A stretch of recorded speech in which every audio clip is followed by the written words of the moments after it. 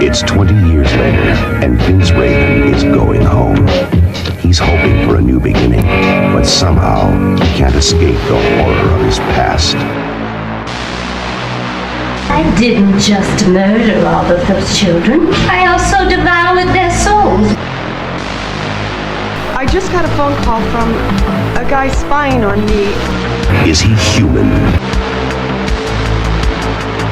People say it's only a legend, but no matter how real the story, a legend can't kill.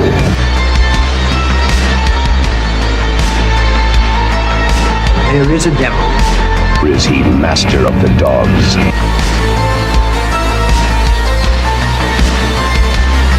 No mortal can control his kingdom. All of the victims were raped before they were tortured, mutilated, and killed by the masked maniac. Yes, y'all, it's going down right now. Episode 217 of the 22 Shots of Moodz and Horror podcast is coming at you live and direct. And I got my two main homies back in the house with me tonight. Double Shot Jay, a.k.a. Jeremy Patrick. And we also got the old grumpy Canadian hater back in the house, Mr. Parker, also known as Dave. And of course, I'd be the voice, the M-O-O-D to the Z, screaming out help for BC. What's going on, guys? Screaming out help for the Buffalo Bills. Oh, I always forget that you guys have no idea what's going on in the news. I always forget that. You guys probably have no idea what's going on over here, do you? I just know that somebody got ran over by something. That video of the fucking guy going through the crowd running people I didn't over? even see the video. Guys were just talking about it at work. Dude, don't even watch it, dude. I actually have no idea what you guys are talking about. I'm just talking about the fact that we're back in a state of emergency again. You guys didn't hear what's going on? Oh, it wasn't because of the Buffalo Bills? Oh, no. I mean, that's definitely a state of emergency too, because let's just try to avoid that conversation. You guys got the COVID emergency? Oh my God, dude, the Buffalo Bills most inconsistent mind fucking team ever. But anyways, no. Are we talking about two different things? Yes. So, yeah, man, it's been a really fucked up last 10 days here in BC. So I'll give you a little bit of, context here. So we're in a state of emergency again. It's not COVID related, but at all. But anyways, so I'll take this back about like 5 or 6 months. So basically in the summertime, I think it was late June when we first got into a state of emergency. What happened was we had this crazy fucking heat wave come across here. And, southern BC is usually always in the hundreds. It is what it is. But we were hitting temperatures of like 120, 125 here and shit. And then we had like this crazy death toll, like 600-700 people died and stuff like that. And of course, right during that kind of heat wave and stuff, the fire started, which is not uncommon for BC because, as you guys know and probably heard me talk about this before, BC always burns and we're always in a state of emergency every year. Of course, nothing was different this year. Heat wave creates fires, and we lost a couple towns, and it got nuts here again. Like, it was a state of emergency at the point where no one could even leave the city, and it was really scary. It was really bad. So we had all that going on. And stay in the city and burn. Right. So, but you literally couldn't go anywhere because you couldn't drive because there was fires everywhere. But anyways, so that went on for a good 3 months, and it was pretty scary and shit like that. And then so the fall hits. And then we get the most outrageous, crazy weather down south. And we have all these crazy, weird storms that started taking out everything. Like, we're talking these weird, like, vacuum vortex storms that the meteorologists were, like, confused by. We've never really had anything like that. So it started fucking up everything. And then we got these... Oh, man. And then all of a sudden a tornado hit down south and destroyed a bunch of shit too. And now, if you guys know where I live in the mountains, like, it's very mountain range and stuff. Tornadoes usually don't happen like that around here. So that was confusing, and that started taking out everything and shit like that. And so the rain continued, all these bizarre storms and shit. And then down south, we got this crazy flooding. And it basically just took out 2 complete cities. It's caused over like billions of dollars in damage and shit like that. And it cut off everybody from the interior, or from down south to the interior, of all resources. All the highways, everything were shut down right as we speak right now. Our grocery stores are completely empty. We've been without food here for like 10 days. Like, you go to the grocery store, it's empty. It's fucked up. I saw videos of that. Yeah, I did. Yeah. I actually Oh did. wow, I didn't know any of that. Yeah, so dude, Yeah, I saw it's videos of Walmart's being like, fucking, all the meat's gone. everything is gone. Like we have no mail sources, we have no fucking food sources. Like the highways are literally cut off and shit. Actually, here's a good reference. So I was talking about Antlers a couple weeks ago and stuff, and where it was filmed in Hope. So Hope is kind of, it's down south and stuff, and basically there's one way in and one way out. And to give you a kind of an example of what I'm talking about here, they couldn't leave, right? The city hadn't flooded, or the little town hadn't flooded, but they couldn't go anywhere. They had to helicopter in food for the people and shit, because that's, everything So was not flooded and much stuff. hope and hope, huh? Not much hope and hope. So needless to say, us up here, and I'm not saying that we're worse off from them, because down south, I mean, thousands and thousands of homes are completely wrecked. Cities are completely gone. But the crazy thing is, man, it was where it flooded was, where the biggest dairy farms are and stuff, and they lost thousands and thousands of cows and stuff like that. And that's like the biggest provider of dairy for BC and stuff. So that shit is completely gone. Like watching this on the news was pretty fucked up. Hearing the cows screaming in their barns as they were fucking being flooded and drowning, and it was crazy, dude. So yeah, bridges and highways completely taken out. It has been really fucked up. Like, I've never once in my life ever thought of not being able to go and buy food. There's always that point of like, can I afford it? At times, and shit like that. But when you actually don't have a choice of to get food, it's crazy. Like, it got so bad that like the fast food restaurants are closed down, the restaurants are closed down because they can't get any fucking products to sell, right? I'm like, this is nuts, dude. This is absolutely fucking mind blowing. And okay, you want to hear something crazy? So me and the wife we're bad shoppers. We buy food for the week. Right, we're really bad. We do Costco runs, and we'll buy a bunch of meat in bulk and stuff, and then vacuum pack it and put it in the freezer and stuff. But we were at the end of that when all this shit happened, and we're like, oh shit. So I have a very strict diet, which is actually kind of funny. I'll tell this story too. So of course, all the dairy, everything is all sold out and shit. The only thing that was there was the egg whites, which is pretty much all I eat, right? And then I'm a big egg white guy too. Yeah. So that was all there. Drink it raw. Nice. It's terrible. So that was all there. I had to stop. And of course, the only yogurt that was there takes like 30 seconds to cook. Yeah. The only yogurt that's there is the fucking, the Greek 0 fat, 0 sugar added stuff. Well, that's good for you. And that's what I eat though. And I was like, holy shit! So they buy put a little vanilla drops on there, and my almond milk and shit like that and stuff. It was just kind of funny that was the only products in the whole place that people. And I'm like, man, I must have the worst rather diet. die than eat healthy. Exactly. Rather die than eat healthy. Exactly. So we were kind of laughing about that. But that's what drives me crazy. I actually like Greek yogurt, like the plain. Oh, it's good. Yeah. Well, I use it in smoothies. What happens here, though, is when shit happens like that, like snowstorms, everyone goes and buys like 12 gallons of milk. And like, I'm like, you motherfuckers never drink milk. It's not like you're going to start drinking milk when there's snow. Fucking drink your Mountain Dew, bro. Just drink your fucking Mountain Dew like you have been. Stop buying the milk. Right. You don't drink it. Yeah, man. It's like, when COVID hit, everyone bought the toilet paper up and shit, and it was like a big crisis of toilet paper. Well, here, the flooding started and shit, and everyone it's just idiots. They just bought everything. It's like everybody thinks that they like they're basically causing the shortage. Yeah, and they were filling up gas like in garbage bags. It's like, have you lost your fucking mind? What are you doing? Yeah. Like I was at the I maybe we don't deserve to live. To grab a few things. Sometimes you see people walking around with like full carts of just shit that they don't need. I'm like, okay, this is fucking useless like and stuff. 40 gallons of milk. Yeah, man. So anyways, I have my vitamin D. So me and the wife have like the worst timing. So last week I went and ordered like a bunch of Christmas presents and stuff. So did the wife. Everything that we ordered made it to like the Vancouver warehouse and shit, and everything got returned back to Amazon. I'm like, what the fuck? So they're not even they're not even trying to deliver shit and stuff. I'm like, oh my god, this fucking such a hassle. So annoying. So all my stuff from out of country, and we have a bunch of stuff coming from different places and stuff, and it'll be interesting to see if we actually end up getting anything. It's a mess. Like we're kind of expecting this shit isn't going to right itself for a while because obviously there's so much damage, and I mean there's people way worse off, but I'm just saying, in that aspect of people being cut off for mail and stuff like that and all that type of shit, because most people do their shopping online now because it's not only more convenient, it's just because that's the place to get things. I live in a smaller city, it's 100,000 people, and we just don't have the things to go and buy things. So it's going to be an interesting Christmas this year, but it's been a very. Hope your kid likes egg whites. It's been an interesting week because like even as a business owner like myself, like we're running out of products and stuff which we can't get right now, right? And it's like, fuck, you know, it's just... You're just like Man. spitting in people's hair, like... I tell you, man, And then trying to style it. it's one thing after another. And like we live in an area. Yeah, we have the weather and stuff. But man, I tell you, one thing after another. We've been in state of emergency, I think 4 times in the last 6 months. It's absolutely insane. And then of course, this is all on top of having to deal with the COVID thing and restrictions and that daily life with all that bullshit. Right? It's just like, man, are you kidding me? Like, when is this shit gonna? Dave, do you have any restrictions anymore?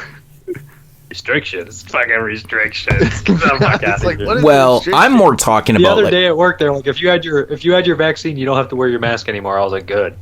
oh no, Yeah. we got strict, You man. can't Like, physically even do labor with your even to go mask watch my for kid long play periods hockey, of time. you got to be vaccinated. Like, you got to be like, it's crazy. It's fucking nuts here. Like, like even to do anything, like 70% of everybody at my Do they work is ask for vaccinated. proof? yeah, man. When I walk into the arena, they'll have somebody there, and I got to show them I take a picture on my phone or whatever. My vax.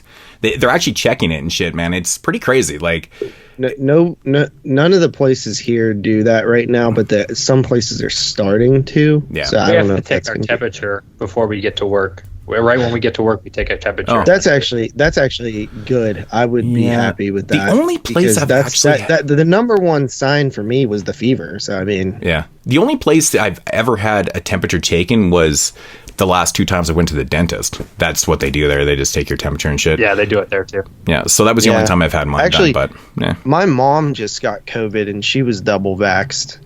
yeah. No, Did it's she get real sick or was she fine? She was really sick.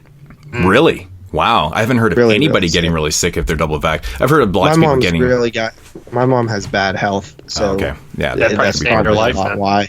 yeah, probably did. Save her Maybe. life then. Yeah. But this is the second time she had it, I think. Oh. Holy fuck, crazy. Yeah, but- I think. Well, see, I don't know. I don't know if she actually had it before she was vaxxed. She thought she did, but I don't think she ever That's got how tested. that was that funny meme where it said absolutely no one. It says everybody in Ohio. Oh, I think I had COVID back in February of 2 years ago. Oh yeah, and, everybody, everybody says that. I already had it. That's every person from fucking Ohio. Yeah, my sister got it, my niece got it, my mom got it, and then 2 people at work got it. Like, Hell, Fedor within Emelianenko this got it. last month. Did he Everybody get it? got it. He got it at one point. Yeah, I think everybody's got vaccinated or already got. Let's be honest.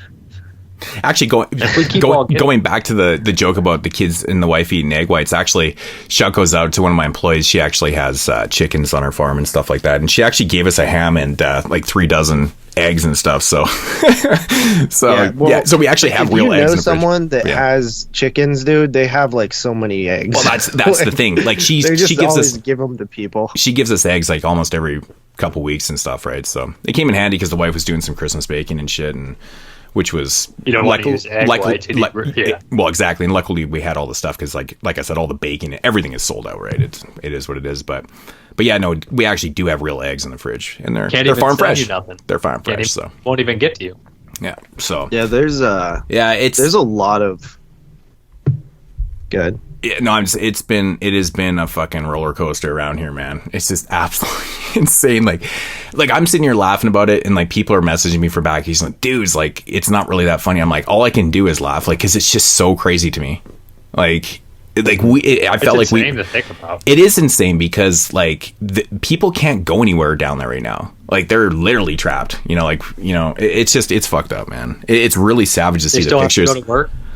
Well, there's nowhere to work in those places because everything's fucking done.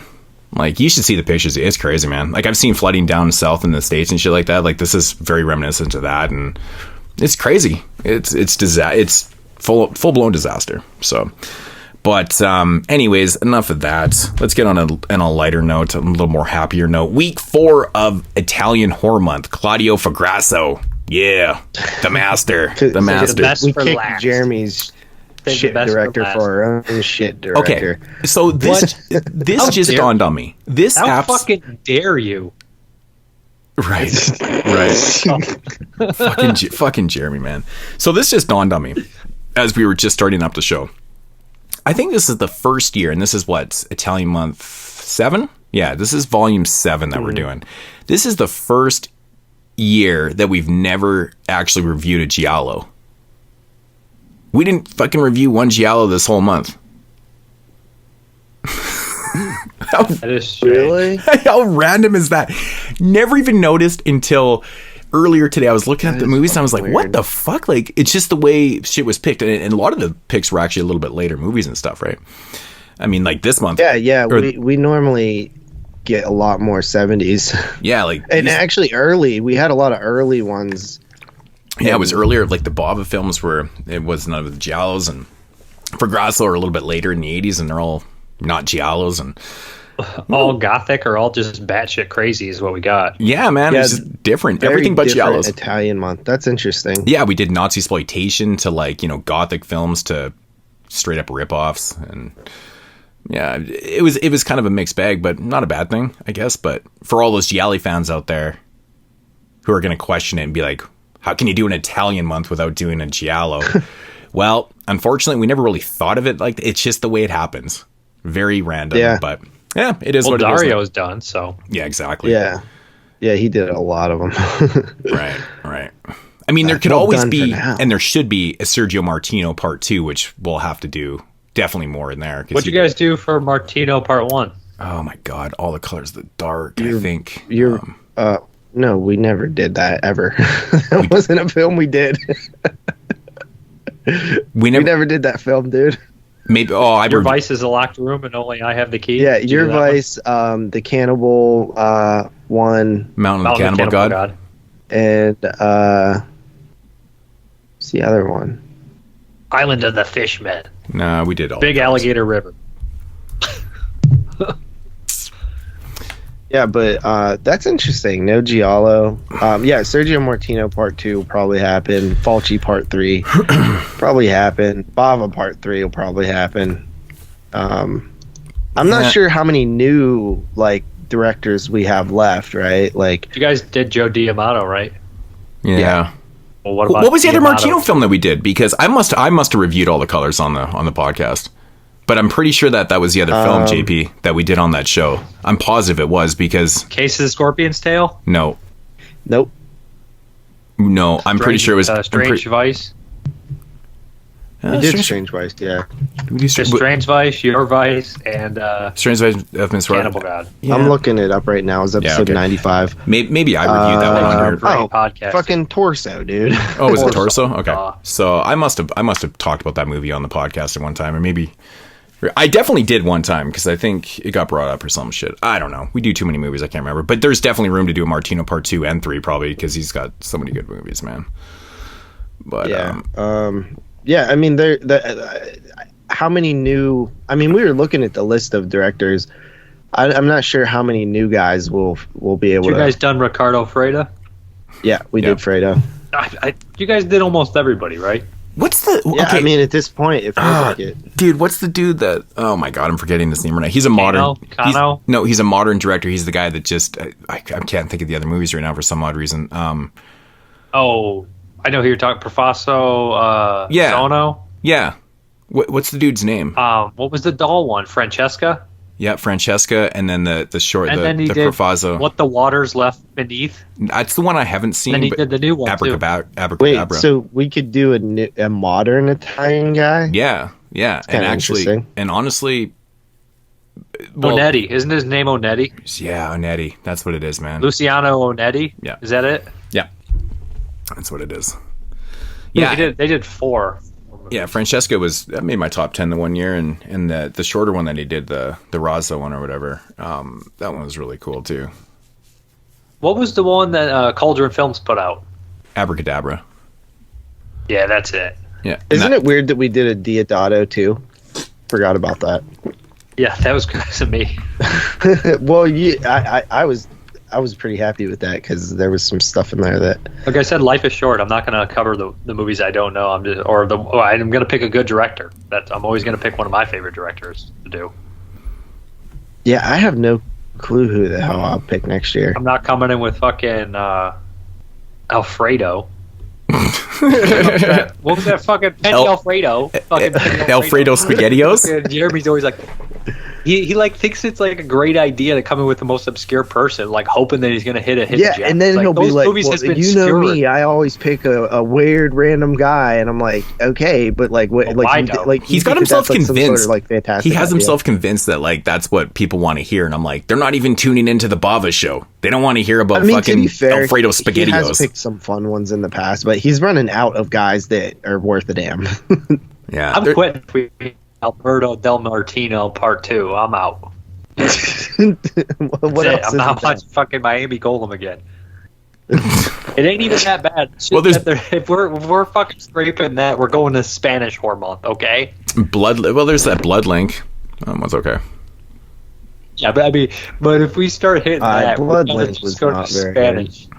We're just gonna go to Spanish horror and just fucking do Shut up, JP and shit.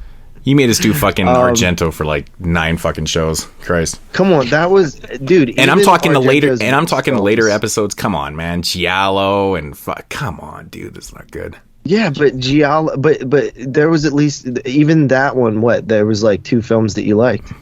Giallo's terrible. Giallo is fucking I like terrible. Giallo. Yeah, we always seem to bring that up because it is pretty fucking bad. I think Card Player is bad. Card Player might be the worst though. The Card Player actually legitimately is a Dracula 3D. I enjoyed fucking what's the Phantom of the Opera. That movie Card so Player weird. and Giallo are my least favorite of his movies. You know what, man? If I actually use the term guilty pleasures, I hate that term. I hate that fucking term. But if I had to, Dracula 3D would definitely be on that guilty pleasure quoting. So would list. Phantom of the Opera. Because I know legitimately it's not a great movie, but it is entertaining, man. Like, people are just not seeing the entertainment value in it. They're just seeing the shitty effects and the fact that Argento did a Dracula movie out of I feel like things those he could have shitty done. effects are entertainment value. Yeah, and I think it's the fact that people are like, why is he doing a Dracula movie? Name that yeah. Right, it makes it's no a high sense. quality name. If I it think was people anybody else on there, they'd be cracking up. I think people just expect more from Argento rather to do a revamped, pun intended, version of like Dracula. You know, like a different version. I don't know. Yeah, I think people just want something I feel else. like it's too late in his career to be tackling fucking adaptations. It's the and fact stuff. that the guy was so damn original. Like, you look at his early films and stuff, and when you start doing shit like that later in a career, it comes off super lazy. Especially when you see those types of effects and stuff. You're like, oh my god. I think the problem with that is that Romero did the same thing, right? Like, he wanted to make a Western. Nobody ever gave him the money for it, so he did one on the cheap. And it's like, it's a passion project, but it's like they didn't really have what they needed to make it. Right. Yeah, I mean, that's what plagued Romero's whole career, but it's unfortunate. We missed out on a lot of projects that would have been pretty cool. I still stand by doing all the Argentos because I feel like it was really cool, the fact that we did a director with that big of a filmography and we did every one of his films. You know what I mean? Mm-hmm. I think there's something cool about that.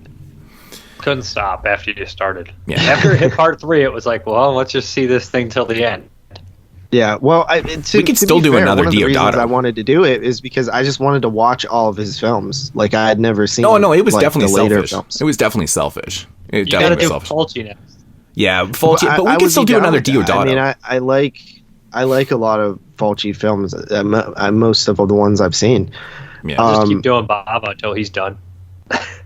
Maybe we'll just mix it up, man. It'll just that I wouldn't mind doing too. Italian month will just turn into or Italian horror month will just turn into Italian month, and then we can start digging into fucking Police-Chesky films and like Policio Tetsi. I know. I know what I'm talking about. I'm not even because saying it Lenzi. I'm just saying it a little bit more. Because Lenzi has so many great crime films out there, man. It's just fucking. I've been watching. I'd like to do more spaghetti western. And me too. Let's do Sergio Leone. Yeah, man, Leone and fucking. There's so many good ones. And like Thomas Milian. Like, I would love to do a Thomas Milian show because like.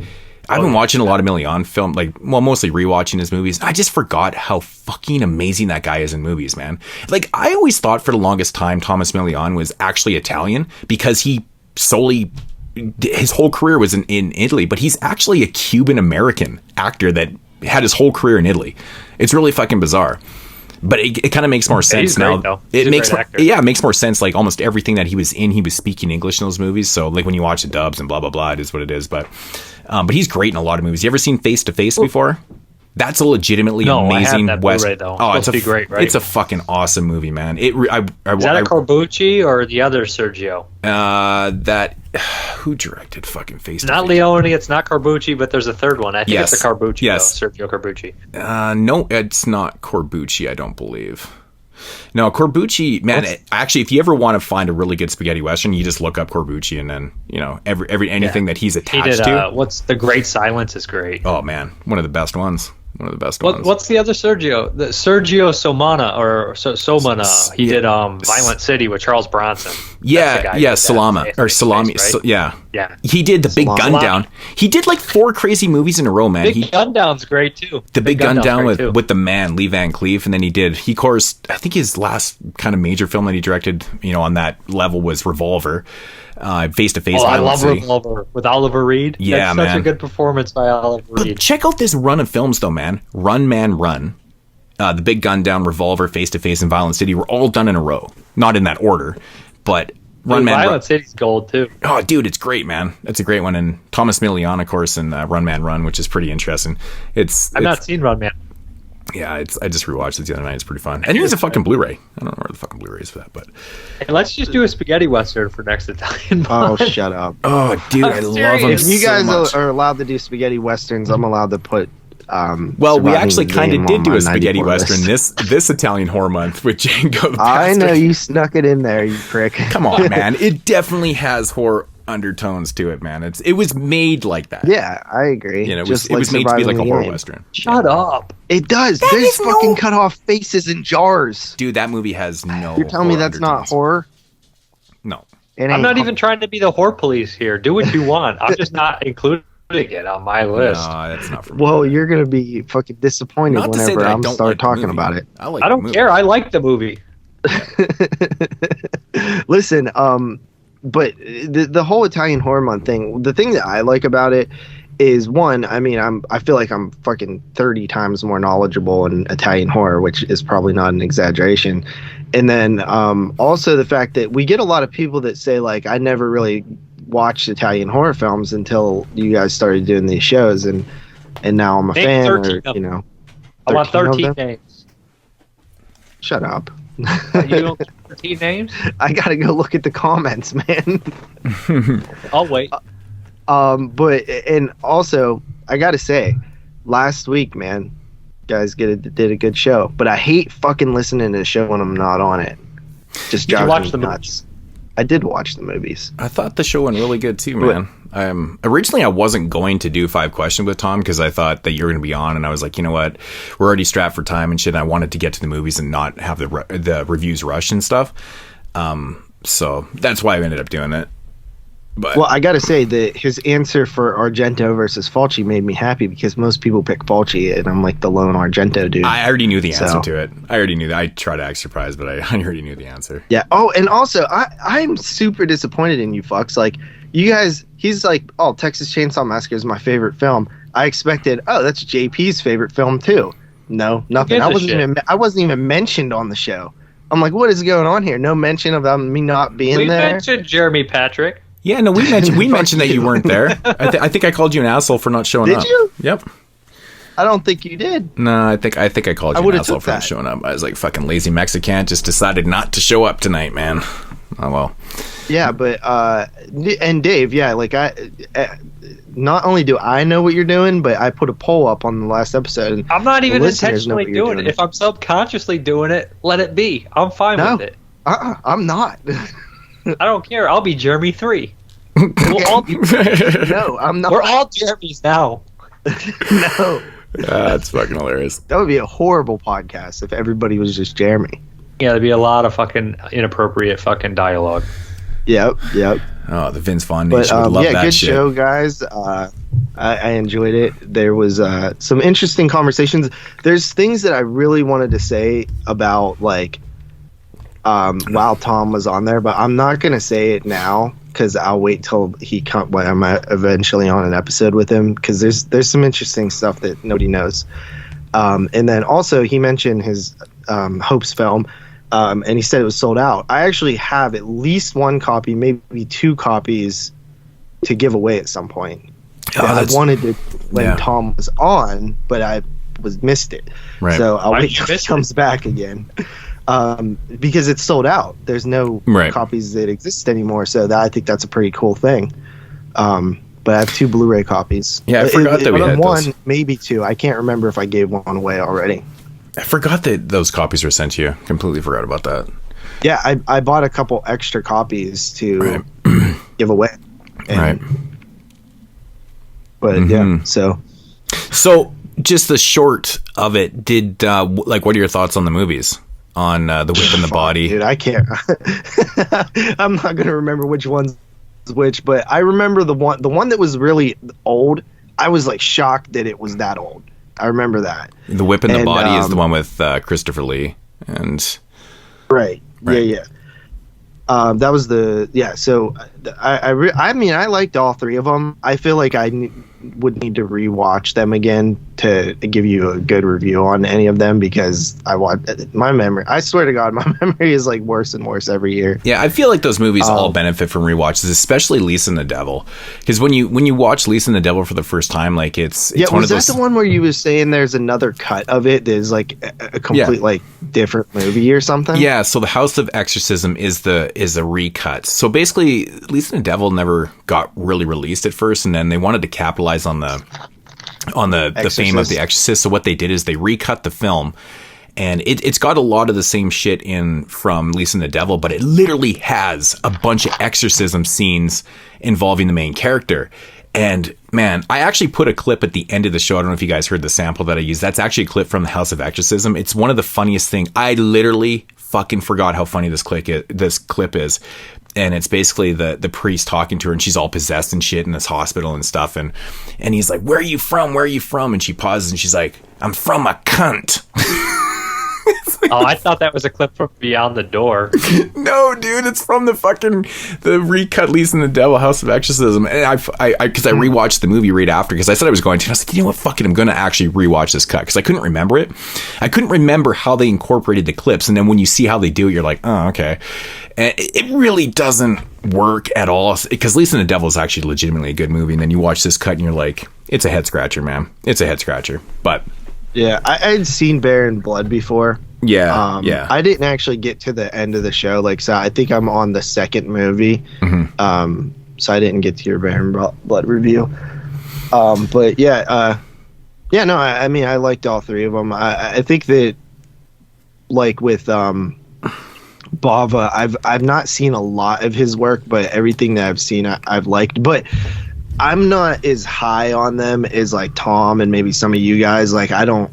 Like when you guys were talking about like a director with a streak, you know what I mean? I'm like, okay, but I don't feel like these are all 9s or 8.5s or anything like that. So it's like, yeah, it's a good streak of solid flicks, but that's again, I haven't watched some of them, and then I probably need to rewatch some of them. The thing is, man, he made like 14 horror films in his career. Around that, and I don't think any of them are shitty though. He doesn't have any misses in there, which is pretty hard. Like, I mean, you don't really see that a lot with directors that have directed that many genre films. There's usually always a couple. I mean, misses. You don't see directors that have directed that many genre films. Well, I mean, his were in a shorter period of time too, so he never really lost it. Like, he didn't live super long. You know what I mean? He died fairly young. Yeah, he never sucked. He never got into the sucking phase of his career. See, now I heard that Shock is not good. Is that true or no? I've not seen it in years. I like Shock. It's finally getting its fucking Blu-ray release from Arrow. Finally. Yeah. Because, like, well, I mean, Shock I don't know also what Argento's streak is, but yeah. I mean, to me, I would go up to Sleepless at least. I know Shock but had he's got production some turds problems. in there. Shock did have some production problems. I'm not big on Trauma. I don't think Trauma's a very good movie, but it's been years. Oh, yeah, but Trauma's after Sleepless, right? No, it's 93. Yeah, Trauma's the one before Sleepless. That's right. Well, maybe a nice Vinegar Syndrome will change your mind on that. Yeah, it's not gonna be below a 6. It won't be below a 6. I'm sure. I think I gave it a 6.5.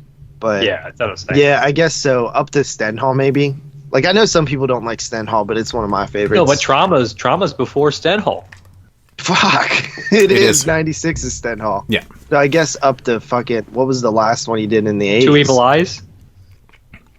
Two Evil Eyes is good from 1990. I like it. I think it's I've 90, seen it 5 or 6 times. Yeah. Yeah, 1990 is Two Evil Eyes. And before that was Opera. So, I mean, it's stories that have been really, adapted before. We've seen the stories and stuff. If Trauma wasn't in there, he would have went all the way up to Sleepless.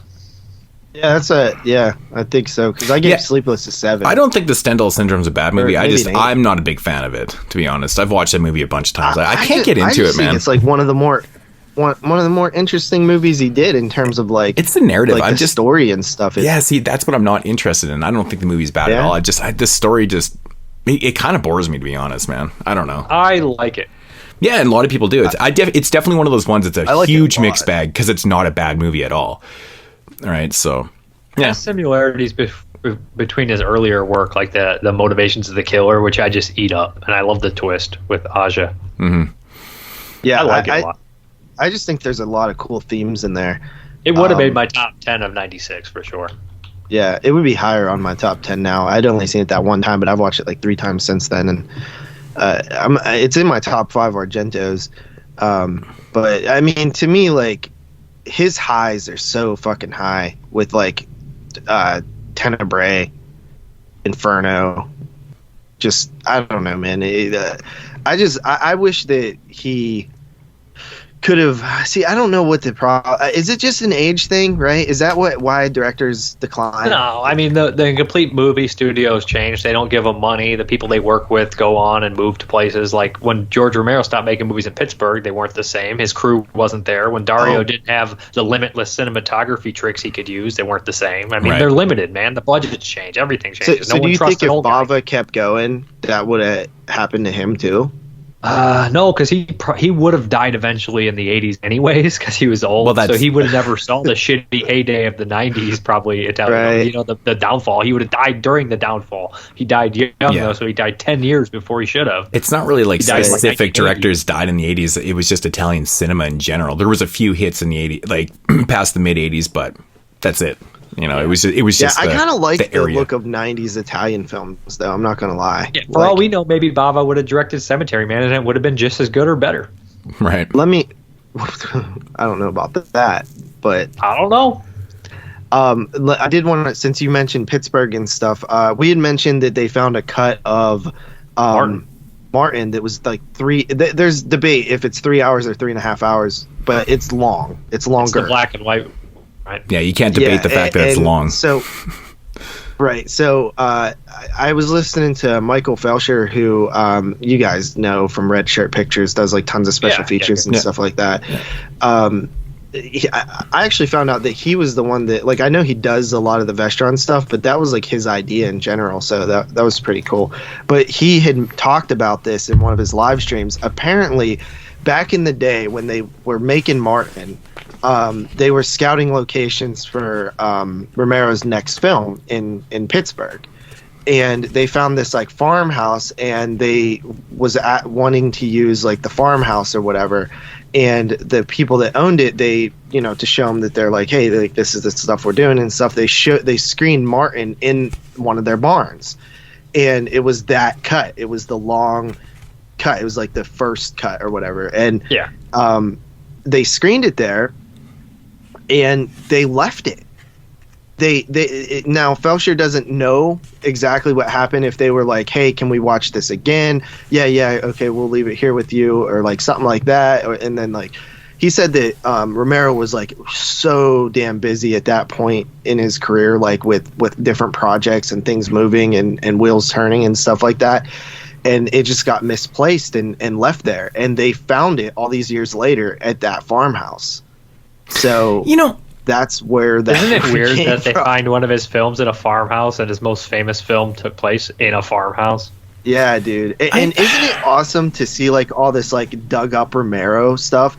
And I believe he even said like he was like really sad that George wasn't around to find this and see this or whatever. Like, so he thinks that he would have been like ecstatic about it, but these stories, it goes to show you that, man, like films just turn up fucking anywhere, dude. Like I think Joe on from Vinegar Syndrome was even talking about that, you know, on his episode of Rebecca and Elric's show about like how just things turn up. Like what's that movie they're releasing, Dave? The is it zombie something? It's some kind of movie that they're releasing this Black Friday. Do you know what I'm talking about? Ninja something. Yeah. Like, did you hear his story of that movie? Yeah, they basically just the New York Ninja? Was not completed. They edited it to finish it. New York Ninja. Yeah, New it York was like Ninja, literally not. It was a movie that like a studio was doing and then went bankrupt, and it was never like put together. It was never edited. I know the story. There was no ADR, like there was no audio, so they redid fucking audio for the entire movie. Yeah. And one of the people there fucking edited it. Yeah, they got a bunch of cool voice actors on it and shit. It's kind of a neat idea, man. It's really cool. Yeah, but it's just cool that like there's always stuff being found, and it makes you like these stories always make me wonder. Yeah. Like, you know, first I get it, man. Like George A. Romero was definitely obviously busy at the time and stuff, but he knows that there was a longer cut of his film and stuff. Why did he never try to seek it out or find that copy while he was still alive? Because I mean, you got to remember, this is like mid 70s, right? You know, and he just died like recently, so. Like in all those years in between making that movie and him dying, he never once ever tried to seek out his longer cut of his film because the reason what drives me nuts is because as an artist, like, you know, I've done things and like you kind of get it. You generally are attached to your things and you don't really want it to get lost and stuff like that. You think that you would try to, you know, keep a closer eye on your shit, or at least try to find it if it did go misplaced or missing or something like that. I think there's a lot of things that go into I don't that. think like one like at all. If somebody just takes you to some random farmhouse in Pittsburgh, like, are you going to remember where it is? And like, are you still in contact with the guy that took you there? And like, was it some location scout that found the place? Like, did anybody remember where it was? And I think they even said that they did reach out to them at some point and they said they didn't have it. And then so he just accepted that it was lost, because if I'm going to put in all that time to make a 3.5 hour movie, I want my fucking version of my shit back, man. It goes for anything, you know. I don't know. What do you mean you don't know? It depends. But you've made movies. You're going to put in all that hard work, and then your shit gets misplaced, and you're just going to go on to the next project and then die 3 years later. Well, let's put it this way. Right now, the movie's on a hard drive somewhere else. I don't know where it is, and I don't really give a shit. Well, I mean that there you go. To me, that just to me, I take that Martin, as you don't if give it was Martin, it would be a different story. You know what I mean? But that's what I'm saying, though. But Martin. I'm just saying, for anybody that's made shit in their life, like all the shit that I've made and there's got to be more to it. We don't have enough of the story to know what happened. Right? No. Like, I'm just talking from an artist's perspective in general. If they really put that in perspective, that was the only copy of that version. If you know, he went right into Dawn of the Dead and Night Riders and Creepshow right after that. So it's like, who knows if like what all happened in between that time, and then you reach back out. Are you contacting the right people? They say they don't have it. What are you going to be like? I know you have it. You know, it's and again, missing pieces of the story. I don't know. It does seem weird to just lose that, but at the same time, you never really know. I mean, maybe it was stolen. I get the whole losing thing, but I'm just wondering why he would have made more of an effort to try and find it, because that's a lot of work gone. You don't know that he did. No, I'm not saying he didn't, but I mean, I would have put it like every last ounce into trying to find that shit, man. I just find it always drives me nuts when these things pop up after people have passed away and shit. Maybe he didn't think that cut was any good. Maybe we don't even maybe know not. That. I mean, he didn't think the amusement park was any good. Yeah, obviously. But I'm just saying, though, you know, for somebody, you know, from any perspective of someone that's made movies or music or stuff like that, like, you know, people do have different perspectives on their shit. Like Prince is a great example of somebody that made full albums and full videos and shit, and he would literally put them into the vault, and he's just like, it's not good enough to put out, you know, and he wouldn't put it out. Yeah, and he shit had like that. Fucking Kevin Smith directing movies. Who's the one? Is that the guy? Robert Rodriguez directed a movie and never released it. Right, but this was common, like, because you know Prince actually they figured like 10 to 12 full recorded albums from the 80s because he's a nutcase, and that's the thing. But the thing is, a little crazy. But the thing was, like, he vaulted it. He's like, well, it's mine. I know where it is. You know, like, he's still taking care of it. He was very eccentric, obviously. But the point is like, even the shit, like, it's kind of funny, even with like all the music, all the beats, all the things that I've done over the years, I still have all the original Pro Tool sessions and stuff, like, burnt onto discs and shit. It's crazy. Like, I have everything. Well, when it comes to videos, I mean, and things I get like that. Some people are like that. Yeah.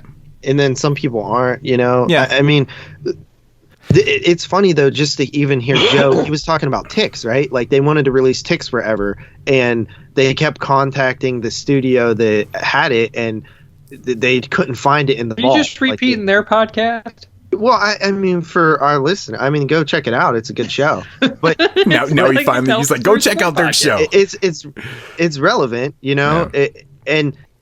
Then they just find it all of a sudden. They're like, oh, and then also when we looked at it, we're like, there's a different cut of this movie in there. What's up with that? And nobody knows anything about it. You know what I mean? Like, I just think that all that shit's so fascinating. And the fact that there's a fucking 3-hour cut of Martin or 3.5 hours or whatever it is. Well, maybe. Hopefully it gets released and everything. That's what I'm saying. Maybe we'll get both versions now on an actual Blu-ray. You know, I know Martin. Well, we're supposed to get Second Sight. Is it Second Sight supposed to be doing right? it? I know, and it's been coming out for fucking ever. And I don't know what the fuck's going on with that shit. But I'd like to actually get like the full version. You know, this cut and that cut. You know, it would be fucking cool, man. But I would honestly like to see a different studio do it. Even though I like that Dawn of the Dead release, I think somebody else could do better. I thought the transfers could have used a little bit more work. Dawn of the Dead's never looked. I mean, that's a cheaper film stock, I imagine. That's because always look but JP cheap. doesn't like the HDR. Like he wants everything taken out. He wants all the fucking grain taken out and shit. Yeah, Wait, what? I don't like HDR. I like HDR. You said that you don't like having the grain and stuff like that. I don't like. You gotta have the grain. But that's the point, JP. It makes you feel alive. If you're taking out all the grain and shit, man, you're just you're ruining the integrity of the movie and stuff. That's what we've been discussing. You're like the guy who polishes an old knife. Like, you're not supposed to polish it. You just rip off. Well, every 4K transfer you say that you don't like, you're like, oh, it's because it's got grain. I'm like, because these older films are supposed to have grain. I like that transfer. I said in my review, I think it looks better than the movie ever did and probably will. But I think that. I think there was room for improvement. Yeah, I mean, even Jeremy even said he's like, I don't like any 4Ks with grain on it. So they just want to fucking completely take it out. The reason why we don't is because 4K is about clarity. Blu-ray is if you're looking at a Blu-ray, sure, grain's fine, but when you're up to 4K, it's about as being as clear as possible. So when the 4K of Texas Chainsaw Massacre comes out, you just want it like crystal fucking clear, no grain, no nothing. Like, don't you think that's going to actually kind of not like alter the movie, but it definitely does give it a different appeal when you watch it, right? Yeah, but that's what I'm looking for in 4K. There is a little bit. I have a VHS of Texas Chainsaw. I have a DVD. I have a Blu-ray. So to me, I never bought in the people saying the movie should be watched on VHS, like Texas Chainsaw. It's better on VHS. I don't buy that. Now if we're talking August Underground, yeah, because it's on a VHS and you're supposed to find it on a VHS, which makes sense. It's all part of the experience. But Texas Chainsaw, for me personally, I don't think Tobe Hooper wanted you to watch it looking like shit. But right, I think that for me, it's just because it's the appeal of 4K clarity. I want to see it. The picture is clear and pop as possible. That doesn't mean that I think that's the way I see best way to view a film. The way I see it, though, I mean, these movies were shot on film. Film has natural grain to it. Like, when you remove the grain, you're actually taking away. Right, but it gets more. You take away grain, detail too. Yeah, Wait, don't you take away detail? Not really, but film grain gets worse as time goes on. So it's like when this first popped in the theater, it didn't have this much grain. You get what I'm saying? So it's like... Well, I don't know. It's hard to say because there's different types of film stock, though, too, right? If you're using high-grade fucking film, 35mm film, it will probably look pretty fucking good. But if you're using lower stock and shit, like, there's different levels of it, right?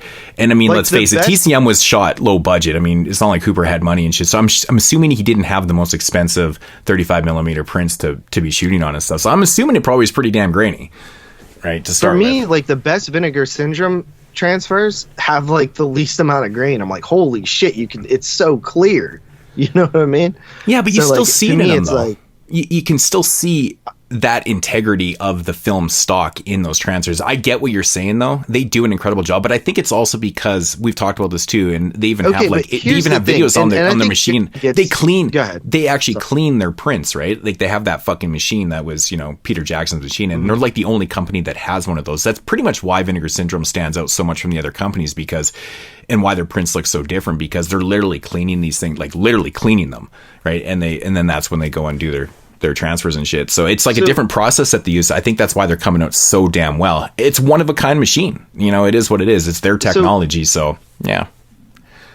So real quick on this, and then I'll be done. I think the reason why Jeremy and me agree on this is because we watch a lot of film. like actual 35 millimeter prints and prints of film.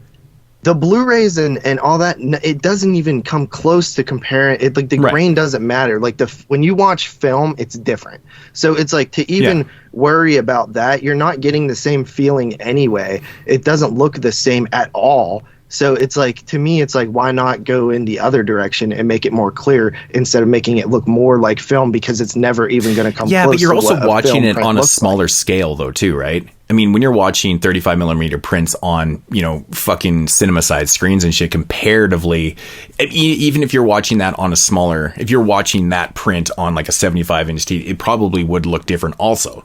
You know what I'm saying? It's like, it's different. I agree with you there.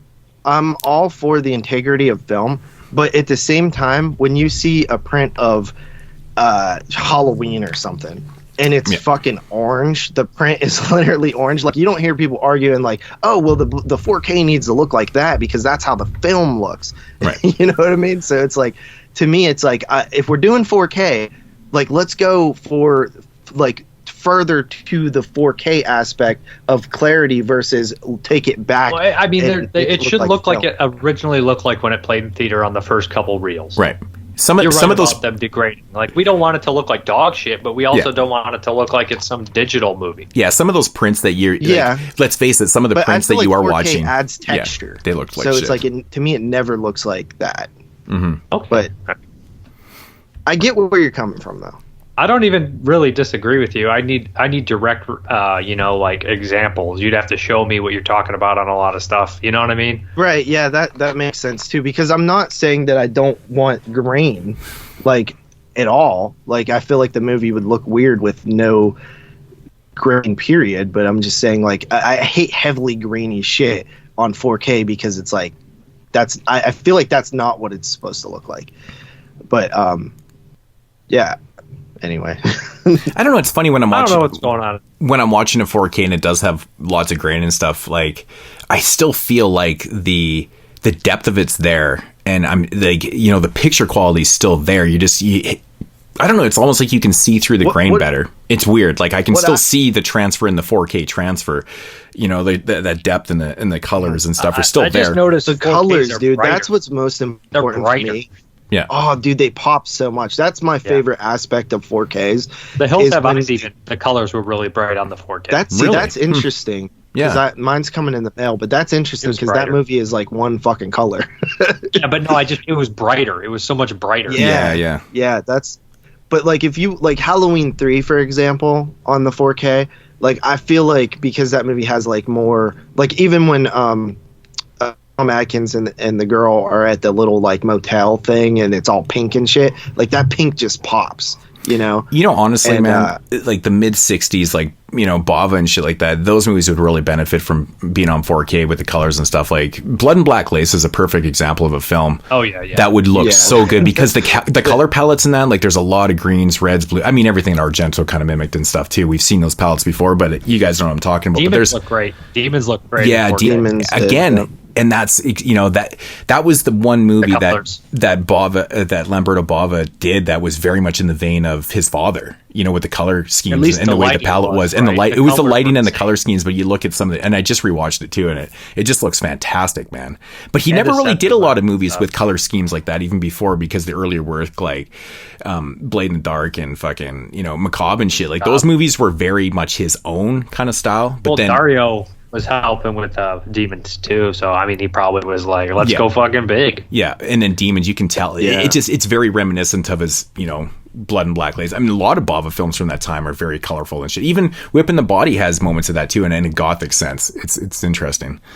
But those are my favorite things. I love when there's those type of color palettes and shit, and they pop on the 4K. They look really good. Suspiria is incredible. It looks really good. So yeah, I think Suspiria is in my top 5 favorite 4K releases right now. It's probably one of the best that I've seen. Mm-hmm. I haven't watched my Suspiria 4K yet. I will, though. You got like 1 week. For what? And then you can't watch Italian movies anymore. No, December is going to be straight 2021 movies, and I'm not looking forward to it. Dude, I don't follow any patterns. People are like, what do you watch for Christmas? I'm like, whatever I want. What do you watch? That's good. That's good. That's good. What do you watch for Halloween? It's just I don't do what people either. I do what I want, and it's like Italian. I just love Italian films, so that's why I'm watching this month. So it is what it is. No, I mean, I yeah, but watch Moodz, whatever. you always watch Christmas movies during Christmas. Don't lie. Oh, of course I do. Of course I do. I love Christmas movies. I love Hallmark movies. I know I'm openly admit that shit, man. I have a soft spot for Christmas, and I have a soft spot for Christmas and fucking. I don't know why I'm so attracted to the worst movies ever when it comes to, like, they're literally the same storyline in every single movie. Everybody looks picture perfect. It's fucking bad and horrible, but I can't stop watching. Maybe it's like that thing. It's like that whole train wreck. You know it's going to happen, but you can't stop watching. You're just like, I got to see it crash. I got to see the carnage. And it's like, fuck, man. Every movie starts. Doesn't watch any of that shit. Proceeds and ends the exact same. It's like, it's I don't even love stories. I don't even I hate romantic comedies. I don't even like any of that shit. But when it comes to Christmas shit, I'm like, I have this weird obsession and soft spot for it. It's just me. I don't feel bad admitting that because it's not even a guilty pleasure. I just like it. It is what it is. Yeah. See, I just, to me, like, watching Christmas stuff during Christmas time gives me a good feeling. Yeah, I will watch my Krampus 4K when it comes. I'm watching that bad boy. I think I mentioned this before. I think I mentioned this before, but every time, if you look on my Letterboxd and if you've seen that I watched Christmas Vacation, you know I set my Christmas tree up that day. Is that when you do it? Yeah. Every year. I wish I had. So that. you do have tradition. I used to be like that. Yeah. Well, I had that tradition. And then you died inside. Yeah. Yeah, I did. I'm dead. Yeah. So whenever I logged it on there is the day that we set it up. So. Yeah. If I had kids, I would be different. I would be more excited for that kind of stuff. But when I don't have the kids around, just be a kid, bro. Just be. But when I visit my cousins' kids and stuff, I'm always running around the house. I'm the guy who's always constantly like screwing around and wrestling and playing like the kid games and shooting them with like dart guns and stuff. I am a you big need kid. to embrace that more. You need to bring that When I'm not out. hanging around little kids playing like with my family and friends and shit, I just don't give a shit. I'm just like, what's to do? Yeah, so you're not always the old grumpy dude, man. You're not that guy screaming, get off my lawn! Get off my If I'm with lawn! my friends and family outside in public, I'm nothing like this. I'm miserable. Stop, Dave. I don't want you to be. No. I have I'm a completely different person. If you ever see me go out with my friends, I just immediately relax. Yeah. That's good. That's just you. You fucking ruined me. I was much more relaxed last week. Fuck you, man. I'm so nice. Wasn't I? Moodz, wasn't I way more relaxed? He was actually. He was. Week? Yeah. Yeah, you definitely weren't. It's all these Jeremys. Fucking Jeremy Freeman, Jeremy Patrick. They're killing me inside. No, you just get mad at me all the time for just saying something. I think Jeremy gives Dave anxiety. I think that's what it is. So he can't hold in anger. Which one? The actual Jeremy Freeman just he has no timing. He'll literally pause for dramatic effect, and he's gets anxiety. He's like, "Hurry up!" You're like, "Fuck off, man! It's gonna take 2 more seconds. I was gonna take 3.5 minutes." That's so true. Yeah, he does it to Moodz too. Every time we pause for a dramatic effect, he'll be like, "We get it, 10 out of 10." We get it. It makes you so mad. Yeah, man, the anxiety turns to anger, man. It's like, Jeremy has the ability to instantly make me go from 0. I'll put up with it for 3 times, and then I'm just fucking go 0 to 100. Yeah, man. I'm the exact same way, dude. I'm the exact same way with him, man. He's the one guy that sets me off, dude. I'm pretty fucking chill all the time, and then he just gets my fucking going, man. It's crazy. Oh my god! I argue with JP about shit we're agreeing with. I don't know why, but it always feels like I'm arguing with JP, and then I think because that's what I was saying. I think we do, but I think it's because we're very similar in a lot of things. I really do. I feel like we're the same person in certain ways. I feel like we had a similar group of friends at high school, possibly, somewhat. Something like that. Some of the same people we hung out with. Yeah. So where exactly would I fit into this? Who am I to you guys? Moodz. Dad. Like polar opposites. What was that? I don't know, bro. You're just no. You're kind of similar. I don't know. Great. I don't even have an identity. We would have got along. I think we would have got along. I don't see you being a jerk. No, I'm not. You probably. That's a good thing. In high school, no. I mean, he's probably easygoing. He probably got along with most people. Mm-hmm. Yeah, I could see that. Yeah, I feel like you were just like you were a social butterfly. Like you could go hang out with these kids. I'm still like that. My wife hates it because like I will just talk to anybody at any moment at any time, and I'll just spark up conversation with people anywhere. And she's like, "How the fuck do you just do that?" I'm like, "Because I just like talking to people, man." And it's like, yeah. So. And 45 minutes talking to some fucking homeless guy about fucking hamburgers. He's like, I will. I'll talk to with anybody cheese. at any time. Like I never. If somebody asks me something, I'll just start talking to him, man, about everything. It doesn't matter. It doesn't fucking matter. Like, can I borrow $1? Like, what do you need $1 for, man? I was like that in high school, though. I definitely was like that in high school. I was very much a like a social butterfly in many groups and stuff, and it's just the way it was. Yeah, and it's odd because I don't even like people. So, but it's not entirely true. I like people. I just think most people kill are your shit, enemy. You must know you. It's just people have gone to shit, though. It really is. Social media. I feel like I just see so many fucking literal like idiots in the world. Like I get flabbergasted and I shouldn't, but it's like, dude, you just see some really, really dumb people. Yeah, we all do. It's insane. I mean, I see it. It's just all too common, man. You probably see more than us.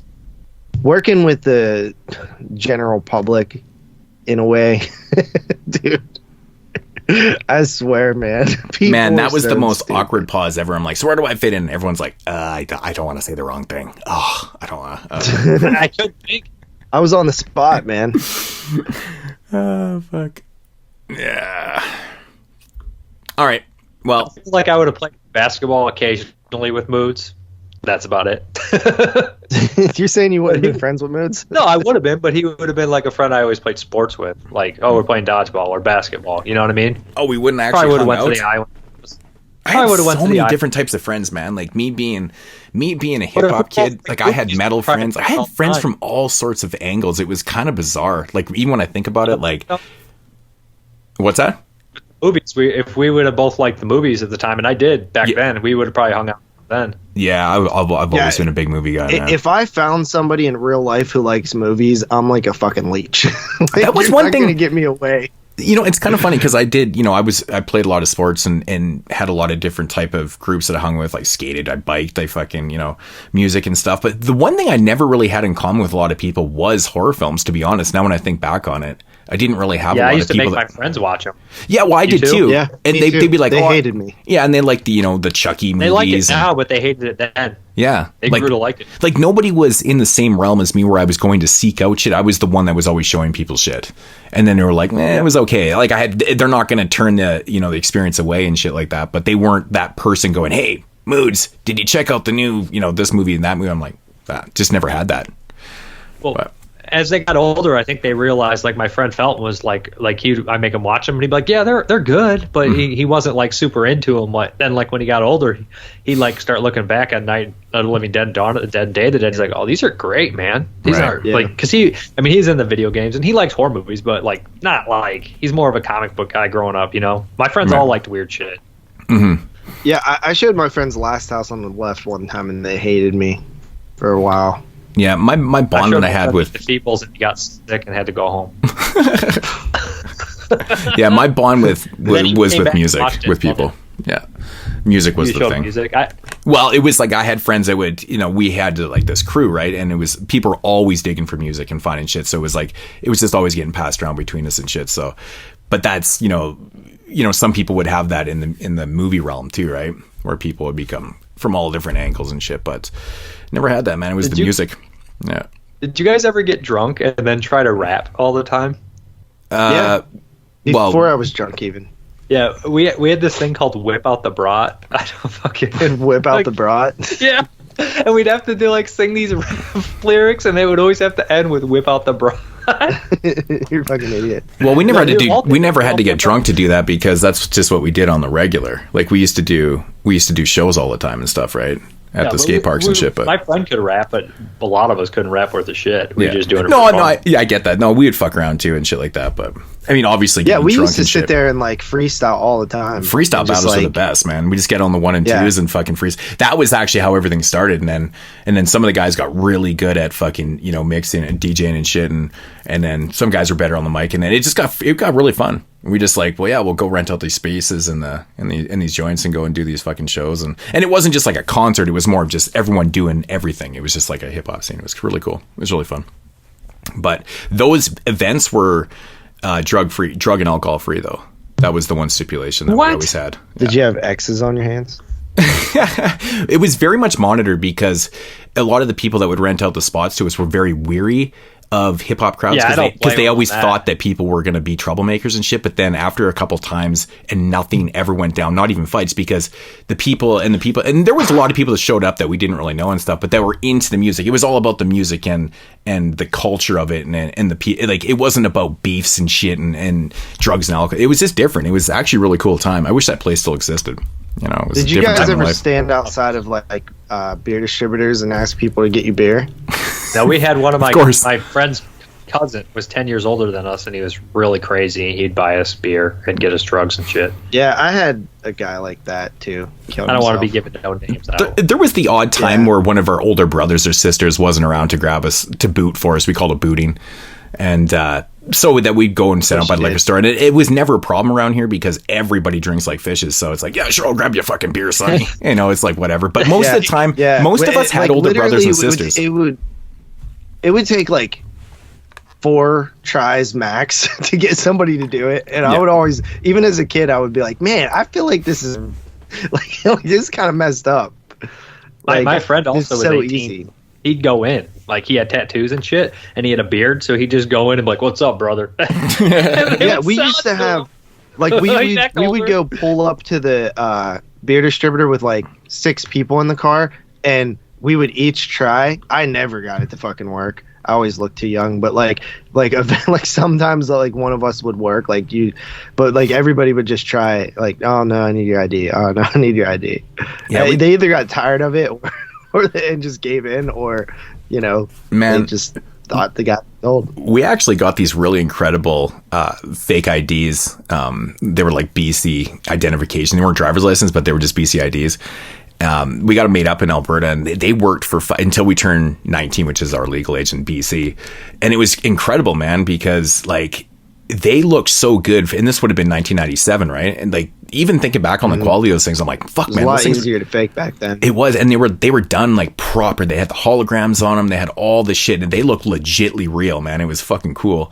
And I remember paying $50, but we got those not just to get booze in the store, but to go to the strip clubs and the bars and shit like that. So that's what we wanted, really, because we never had a problem getting booze. Like, so you guys were forcing those poor strippers to be pedophiles, and they didn't even know it. Holy fuck! I never thought of it like that, man. Dude, that's hilarious, man.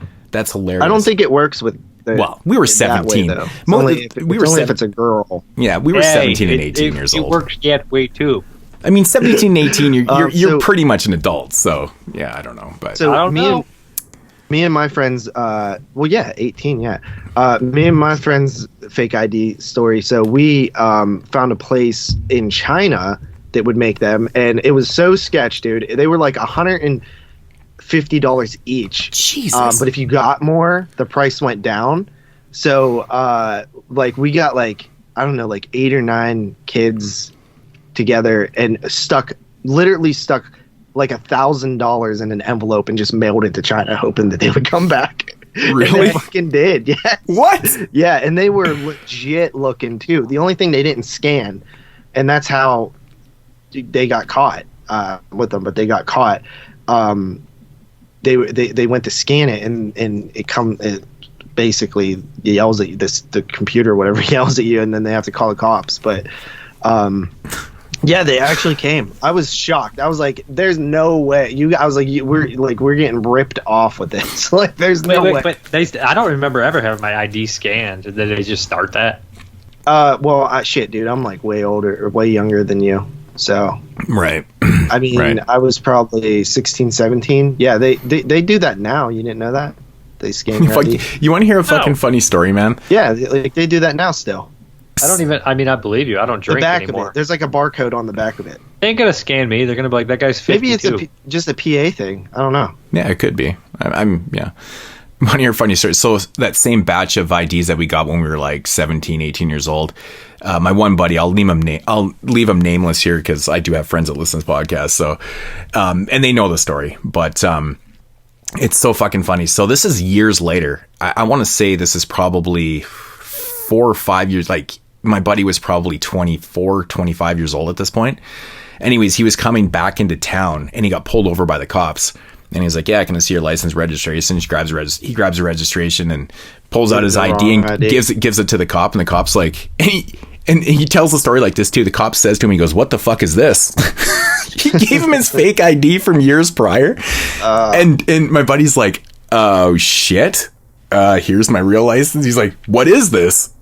And then he actually legitimately told me, he's like, yeah, we got these fake IDs made up years ago and shit. And then the cop just took it. Nothing happened of it, but it was like, what a fucking bonehead thing. There's probably a statute of limitation on that. Probably. So maybe the cop. He's just like, yeah. I mean, obviously, buddy is like 25 years old now. And I said to my buddy, I was like, why did you fucking still carry it around? Exactly. Dude? And he's like, dude, I'm George Costanza. I never clean up my wallet. I'm like, obviously you fucking don't. Like, we're talking 5, 6, 7 years later.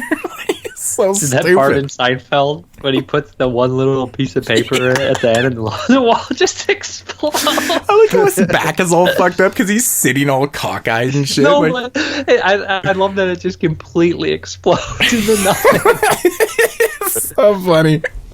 Man, you see some weird wallets where I work. Like, people pull out wallets that are literally like 6 inches thick. You know what I mean? It's like ridiculous. Man, that's ridiculous. I'm so clean with mine. Like, mine's nice and thin, and I have like no receipts. I don't have anything in my wallet. I don't like putting it in my pocket. I hate it. I keep it out of my pocket when I can. I actually carry it underneath my cell phone. I carry my wallet underneath my cell phone in my hand everywhere I go because I don't like having it in my pants because it's just either. I don't like nothing in my pockets. Yeah, except my hand. Dude, I got so much shit in my pockets all the time. It's ridiculous.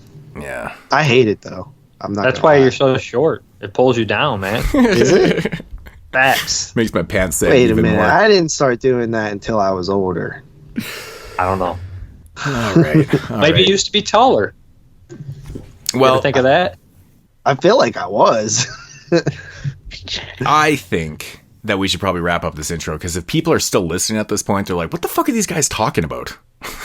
This is the review. We haven't talked anything horror related. Like fucking 25 minutes we've been telling wallet stories. They better get used to it. Because I got like 2.5 minutes on each one of these movies. Right. We had to fill in the time. We had to, do something with the time here. But anyways, guys, that's going to conclude the intro. We're going to be back with some Claudio Fragasso reviews here just momentarily.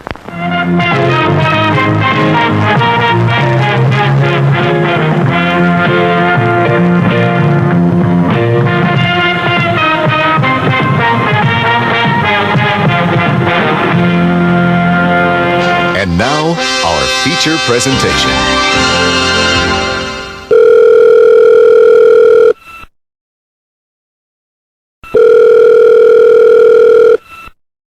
Yo, who this? Yo, Moodz, it's your boy, the ill-mannered funky child, calling you to remind you that the featured reviews on this episode contain spoilers. Aw, yeah, man, that's right, brother. Thanks for the heads up, playa.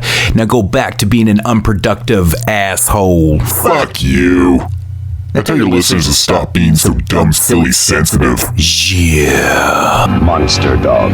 Alright, so getting into the featured reviews here on episode 217, Claudio Fragasso, director Spotlight. Yeah, the classic Fragrasso, man. Oh, shit, yeah. It's pretty much in the same vein as Bruno Mattei type shit, man. Don't you guys agree? It's definitely cut from the same cloth. Cut from the same cloth, definitely on the same playing field. Yeah, Bruno Mattei's protege, really, right. Kind of like Joe D'Amato and like who else were like Fred Eastman worked together all the time, and Dario and Michele Soave. You know what I mean? But I feel like these guys were protege here. Yeah, Fragrasso's mostly known for writing, but then he got into directing, and yeah, you're right. Fragrasso and Mattei were collabos on tons of things. Like he was writing for Mattei, and Mattei was and a lot of his girlfriend was writing too. All that stuff. Yeah, and then Fragrasso, I think he's uncredited on some of the Mattei directed films and vice versa and things like that. So these guys were very close knit. So if you're a fan of Bruno Mattei, you might be a fan of Claudio Fragasso also. These movies are definitely not to be taken too seriously. A lot different than a lot of the earlier, more serious Italian films and giallos and shit like that. These getting into the 80s, you kind of know what you're getting into. Gets a little bit cheesier. Did you ever watch Moodz? Before we start, did you ever watch the Night Killer special features when Fragasso talked about him and it might have been on a different disc, him and Bruno Mattei when they had their falling out? I didn't watch him, but I do know about the fact that he was pretty pissed off. It was super depressing because he started talking about him, and then like I think they made up a little bit, and then like he's still like, it's always the worst part when you have those like old guys talking about one of their friends or collaborators, and then they start getting emotional. It was one of those deals, kind of like when Eastman was talking about Joe D'Amato. Right. It was like that. Right. Yeah, it was all saying. You could tell they were close at one point, very close. It's kind of a shame, though, too, because with the Night Killer stuff, like how the producers kind of wanted, extra footage and put in there, and then Mattei goes and shoots it. And so there's kind of like a middleman that kind of separated the two friends and stuff. And it's unfortunate that it's mostly business related and shit. But yeah, I mean, that's just what happens in the business, man. You just got to be careful of, I guess, what you're doing. But yeah, it is what it is, man. So we're going to start here with a film from 1984 called Monster Dog. This one right here is actually starring the one and only Alice Cooper. The reason why Alice Cooper is actually in this movie is because he was actually on a hiatus from making music and stuff. He was actually trying to get sober at this time, and he wanted to do something other than music to get his mind off of, basically getting sober. He'd been an alcoholic his like entire adult life and things like that. And he'd just been dropped from his record company at the time. And he pretty much asked to be in this movie. Like I said, he wanted to get his mind off music and do something else. Oddly enough, and then Claudio Fragasso actually asked him to write and record 2 original songs for the soundtrack, so he never really did get him away from the music type thing and stuff. So, which of course, they're awesome songs. Yeah, Identity Crisis is such a simple song, but it's so fucking awesome. It's so catchy and shit. But yeah, so we ended up writing and recording 2 songs for this time, but the other interesting thing about Alice Cooper in this film, and I don't think this is coincidental whatsoever, is the fact that his character's name is Vince Raven. A lot of people do think that Alice Cooper's real name is Alice Cooper. It's actually not. His real name actually is Vince. So I think that's just kind of a his real name's Vince Raven.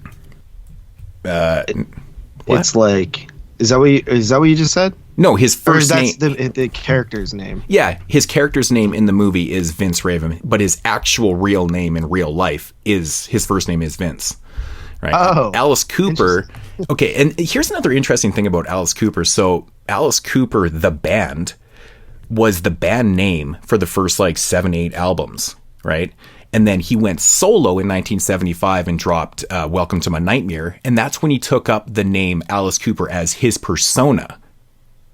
As Alice Cooper, he wasn't known as Alice Cooper in the band Alice Cooper. He was known as his real name, which is Vince Fournier. I think it's how it's pronounced, something like that. But his real name, yeah. The I band didn't know name, that. The band name. I songs like yeah. So that if you ever look up his discography, it's interesting because the first 7 albums are under Alice Cooper, and then it says solo career, and you're like, okay, yeah. So, but yeah, that's a little bit of Alice Cooper for you. But yeah, he was having a hard time with his health and stuff, and he wanted to get away from the drinking. His best thing to do in his life was to get away from music, because partying and music comes hand in hand, and hence how he ends up in the classic Monster Dog. Quick little synopsis.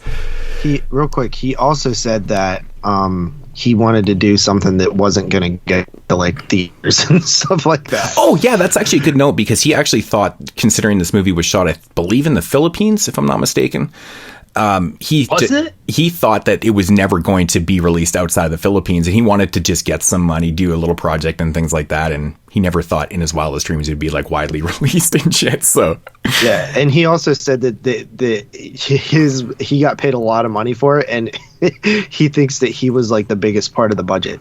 Oh, I bet he was. I imagine he was. Well, this movie really wasn't taken that serious, to the point. Well, Alice Cooper obviously didn't take it that serious, because if you notice the end product of the movie, Alice Cooper's voice is completely dubbed in the movie. It's not even his real voice, except for when you hear the actual audio recordings. That's his real voice. Obviously, it's his real music, but that's the only time you get to hear his real voice. I'm getting the clues, Moodz.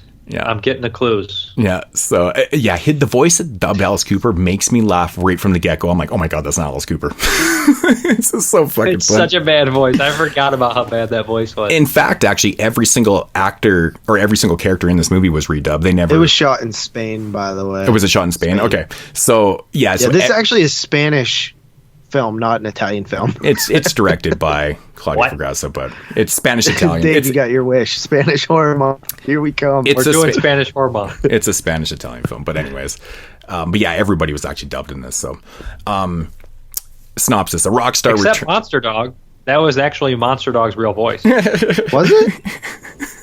Shut up, JP, you fucking dummy. Okay, a rock star returns to his childhood home to shoot a music video while a pack of wild dogs are on the loose, killing off the local residents. Yeah, so Alice Cooper, of course, and completely expected, plays a rock star, is pretty much what the synopsis says. He returns back to this small town, and he's just shooting a couple new videos inside this house. And people are dying. I think some of the locals think it is a pack of dogs and stuff, but there's a little bit more to the story, and it's something else. There's a monster dog. There's a monster dog involved in this. It's not just a pack of wild dogs. So, and they don't try to hide this fucking thing. You see it in the first 10 minutes of the movie. Well, that's the thing with Fragrasso, man. His movies, man, he never fucks around. Like, even in, the next movie that we'll talk about, like, they get into the haunting, like, right away. There's no pacing issues with that at all. And yeah, it's very notable in this one. Like, in the first 5 minutes, you see a close-up of the monster dog, and it looks horrible, but it's hilariously funny. And I love it. It looks so good. And, honestly, I've seen worse transformations. Like it does. And I've seen worse transformations in my life. And I think this movie's fun. I honestly think everything about this movie is really fun. The end stuff's pretty good looking, actually, yeah. I think. The end transformation stuff's pretty cool. I mean, you got to be honest, though. You have to be a little bit surprised that they even threw in a transformation scene into this movie. You think it'd just do that kind of cut and paste type thing. Yeah, right? Yeah, especially wasting all the budget on fucking Alice Cooper. Yeah. It's too bad that we never got his real voice. Yeah. But I agree, I hate when that happens. When the cops show up and they're like, "How's it going, buddy? Oh, it's you, Vince." That whole scene there, and then they give these two cops all this character, and then it's like 3.5 minutes later, they're just dead. I'm like, what the fuck was the point of that? Right. I haven't seen this in a while. I've seen this before, but I didn't remember the details. But I literally thought those cops were going to at least live a little bit longer than 5 minutes. Right. Yeah, they basically just tell them that there's a bunch of people getting killed up by these dogs. Exposition too. All exposition. Yeah, and then they leave, and then all of a sudden they're just dead. That's it. They're done. It's really funny. Yeah. So there's so much fog. There's so much fog in this movie in the opening. The whole movie is just atmospheric. That's all there is. It's just fog machines going through the whole thing. Right. Is it atmosphere or fog, Moodz? Yeah. And is there a difference? Well, that's fog is atmosphere. I'm just saying they have fog machines going like the whole thing. It's so good. But honestly, it does look pretty good. It might be the transfer on this too, but like the nighttime scenes look really good, and it kind of captures what you're doing and stuff. But I mean, it's a pretty typical story, to be honest. I mean, you're not really watching this thing for the brain busting narrative and shit, but I think this movie's a lot of fun, and I think what really makes this movie is the music, though. And I love the beginning of the film, man. Like, with the identity crisis. The opening is so ridiculous. The opening, because the lyrics are so funny. Like, I'm James Bond, and it's so good. And they're like acting out the scenes, and all of a sudden he's Sherlock Holmes, and he's Billy the Kid, and it's fucking great, man. He's finding the clues, Moodz. He's finding the clues. But I love that concept of showing the video inside the movie, and then you're going to make more. I actually have to watch it right now while I'm on here. Yeah, I have to find it again. I'm just a big I love that concept, so I think it works really well for what it is and stuff. But I knew nothing about this movie, and when I see Alice Cooper, I'm like, what the fuck? Like, I feel like that was understated when I heard it. I didn't. Why did we not mention this before we watched the movie? You didn't know Alice Cooper was I didn't know. No, I didn't know any. I didn't even know I owned this. I was like looking up. It was on Tubi, and I was like, man, this transfer fucking sucks. And I was like, let me see if I can find an HD version or something. And then I was like, I Googled it, and I saw the cover, and I'm like, I feel like I own that. And I was like, but who put it out? And then I was like, did I get that in a Kino order? And then sure enough, I had to like look, because a lot of my last year titles aren't shelved yet. So I have to look through all these fucking stacks of movies. And I'm like, sure enough, I owned it. And I actually I did that again with Beyond Darkness. I didn't know Scream Factory put that out, and I own that. So, but yeah, I was like, fucking Alice Cooper's in this shit? What the fuck? And it was like so fascinating, because I'm like, it just felt so weird. This weird Italian director Claudio Fragasso making a movie in Spain, and Alice Cooper's in it.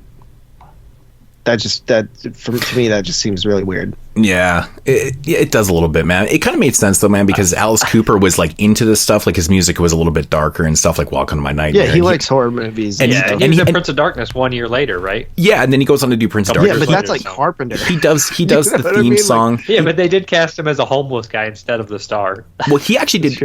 I think he kind of collabed with Carpenter on some music and stuff too, and of course he did the theme song for Freddy 6, right? Jason Lives. Yeah. Jason Lives. Isn't he in Elm Street 6 too? Yeah, he is in Elm Street 6. He does actually. The stepdad. He's the dad. Yeah. Time to take your medicine, boy. Yeah. I don't know why I Does he said say Freddy that? 6. I feel like he says that. Fucking Jason 6 Something is my favorite Friday movie. But anyways, I love the theme song. Man Behind the Mask. Man Behind the Mask. It's fucking awesome, man. So kind of made a lot of sense, but yeah, because McLaughlin was a big Cooper fan. Yeah. Everybody's a big Alice Cooper fan. Alice Cooper, he's a really likable dude, like for what he did, that. and he's very well respected as a writer and a musician and everything. And he's got all that clout going for him, man. Isn't he in that weird movie Attic Expeditions He is. too? Yep, he is in that movie. Yep, that's a strange movie. Yeah, he pops up in random things, doesn't he? Because that's like more of an indie. Yeah. This is as random as you can get, man. Yeah, I think it's it's random. I think it's random for who's directing it because it's a foreign film, but I think the timing of it was not really random because he was on his hiatus from the music business and stuff. So yeah, but how the hell did he even get in contact with Fragrasso? I would like to know that story. I'd like to know that story. Yeah. You know what's weird is there's some pacing issues in this movie. Like it opens up, you have the kills in the beginning, and there's lots of crazy shit going on. But then it feels like it kind of slows down for like 20 minutes in the mansion at first with the nightmare sequence and everything. I always felt like the until nightmare it eventually picks up at the very end. Yeah, the nightmare sequence is kind of random because like, you know, they're just kind of doing their thing in the place, and you almost forget that the one chick like went to sleep, and then all of a sudden it just cuts into like a nightmare sequence. You're like, what the fuck? And why are they all sharing the same fucking bed? Who does that? I know, it's weird because then when you don't do that. Right. On, that is a weird one, and then you realize it's a nightmare sequence. And you're it's all the girls in one bed, even though they're dating like the other guy. It doesn't make any sense. Well, what doesn't make sense is that place is massive. It's a fucking massive place, and they're all in the same bed. I'm sure there's that's rooms. what I mean. Yeah. And the old guy who's running around the place, he is like such your generic like old Italian grandpa who's just like, all right, now attack, and he puts his hand up like, the crazy Ralph character the crazy Ralph character that like shows up and he's all bloody. How did you and shit. feel about that dream sequence though, Moodz? Because you hate dream sequences. Well, I'll just put it this way: it feels awkward to me because the placing, like the way it's edited into the film, because like we're in real time, right? They're in the house and stuff and all, and you kind of, I don't even remember if they even show her going to bed or not. It just kind of cuts into this dream sequence, and then once it's over, you realize it's a dream sequence. But it's awkwardly placed because I don't think you even realize that she's even sleeping, and this is supposed to be a dream sequence. Obviously, what's happening, you know, halfway through, you're like, okay, this can't be happening right now. But you're not killing all the characters right there. Right. So then you realize what's going on. You're like, well, it has to be dream sequence. It's just set up awkwardly, and I think that's the worst thing about that sequence is that it's just set up awkwardly in the film. It just comes too quick in the movie too, I believe.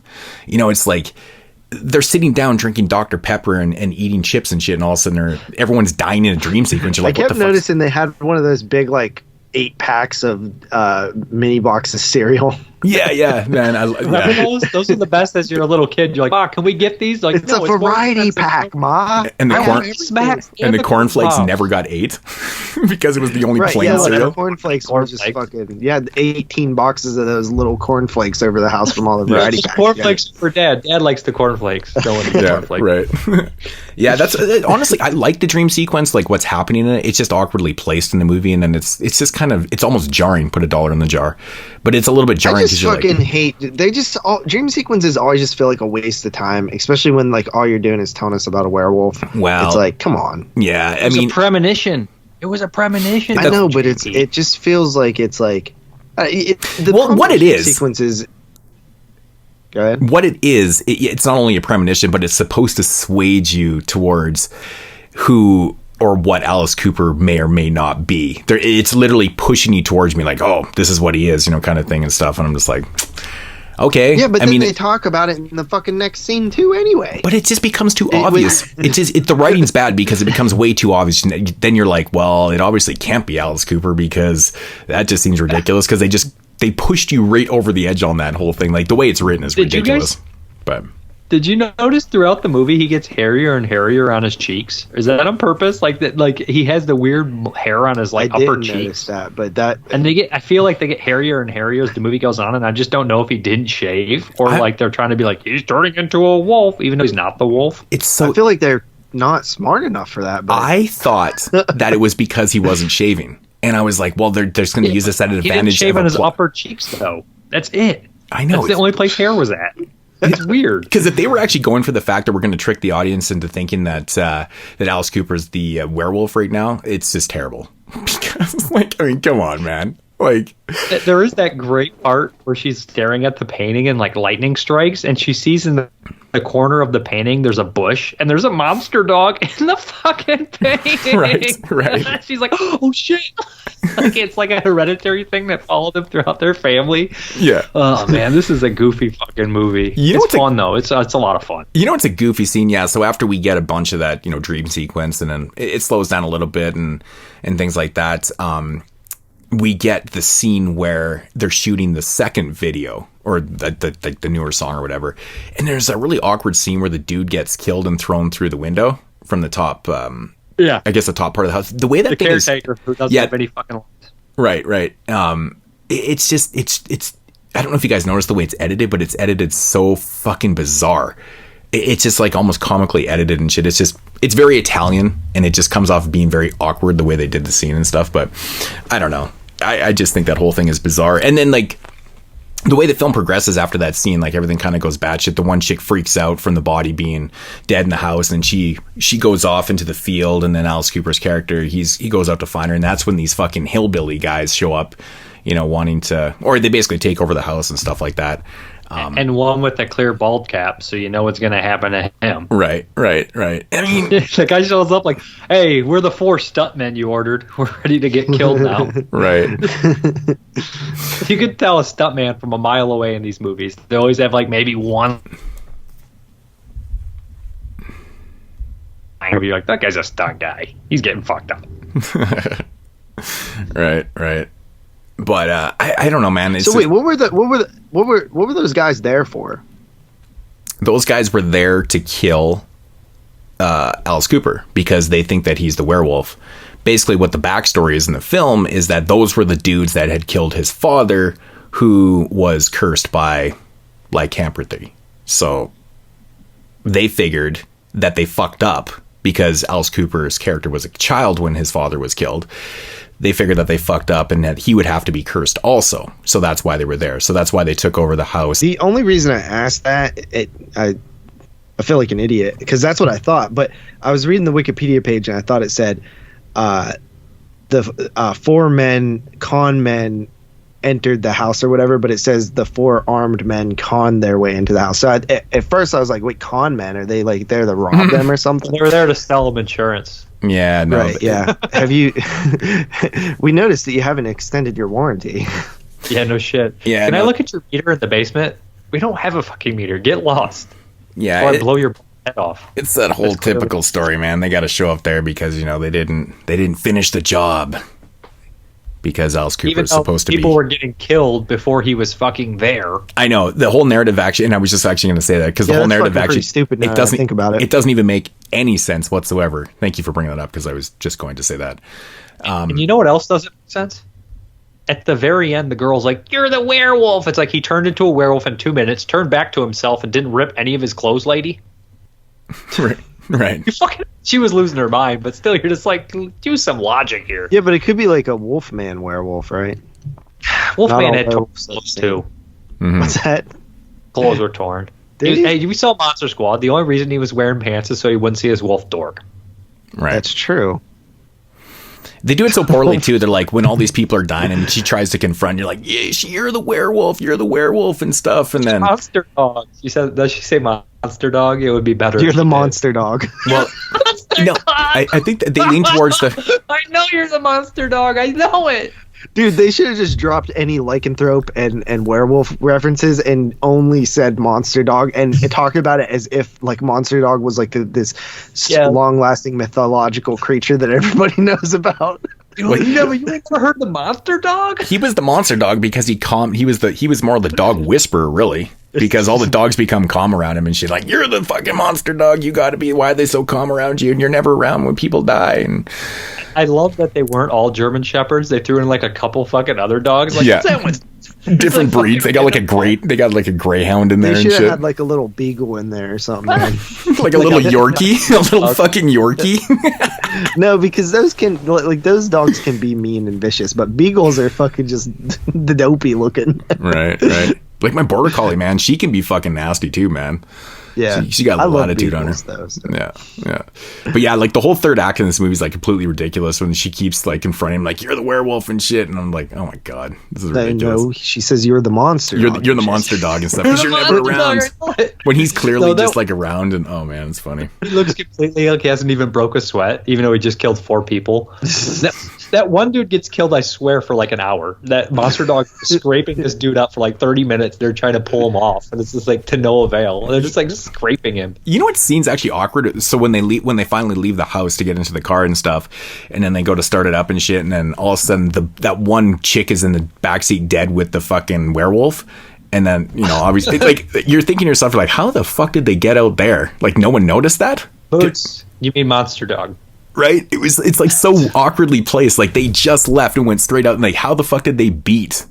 Like, how did the werewolf get that body in there without? It was just you weird. mean monster dog? Monster dog. Yeah, I keep saying werewolf, but it's shit like that. It's so nonsensical in the movie. You're just like, okay, but so whenever they hit the German Shepherd with the van and then they smash its head with a rock or whatever, could you ever fucking do that?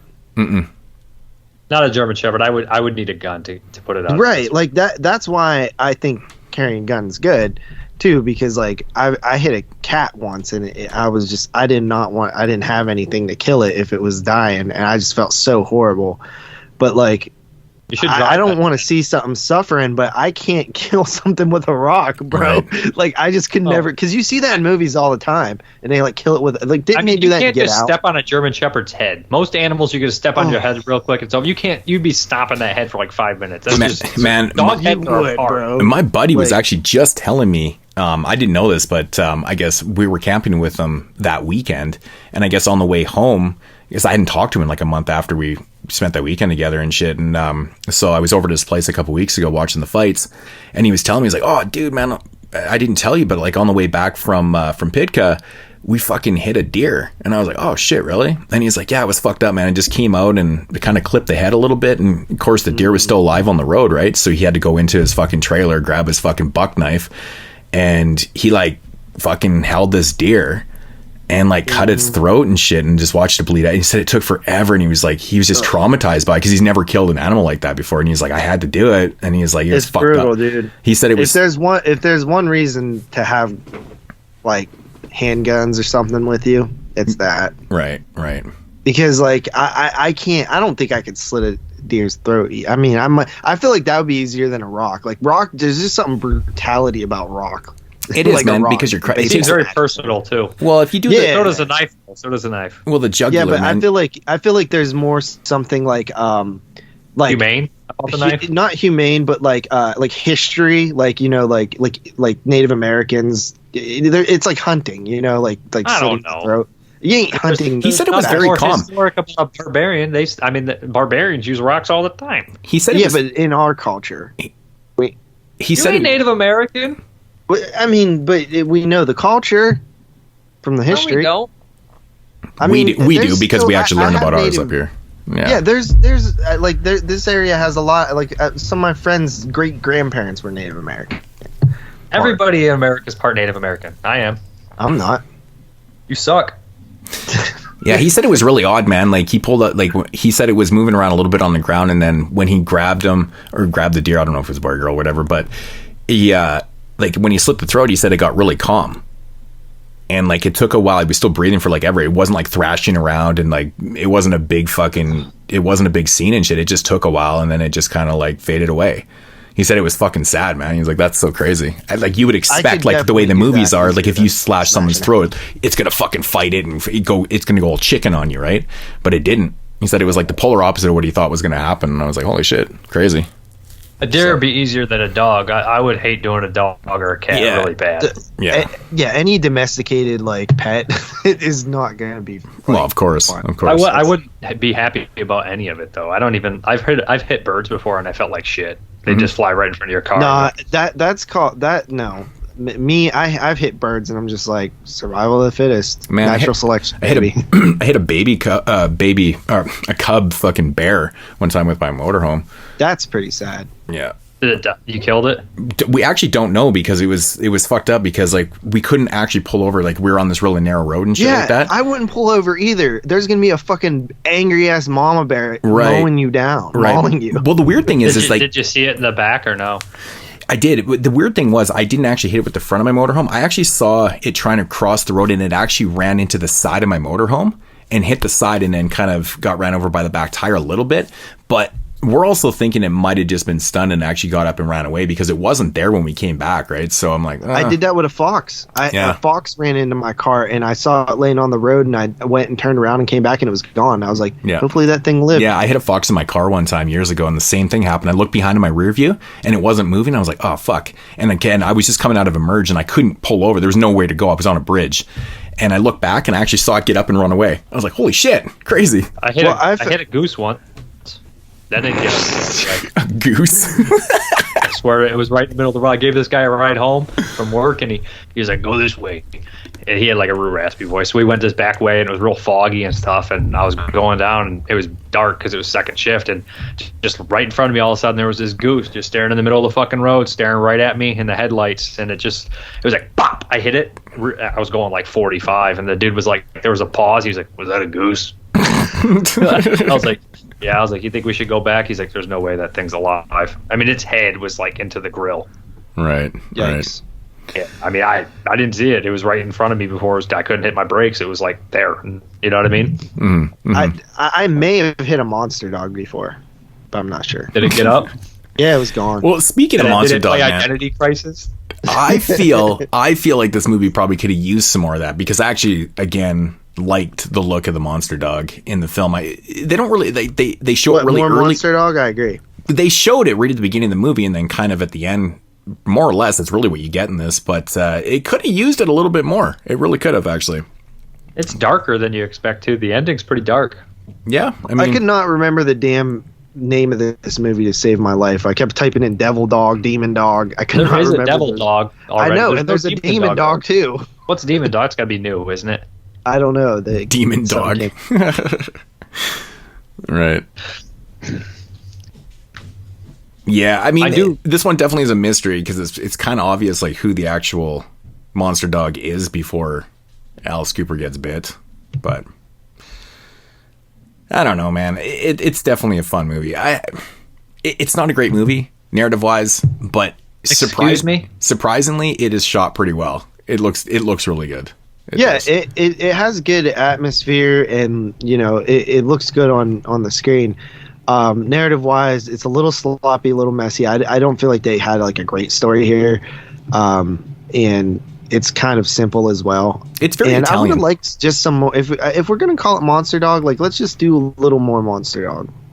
Okay, I mean, this is the only movie that has monster dogs that control a pack of wild dogs. Yeah, so you get double the trouble. You get a little. At first, I thought it was a killer dog film. Then I'm like, it's a killer monster dog film, and then I'm like, it's a killer monster dog and dog film. Yeah, it's got like this.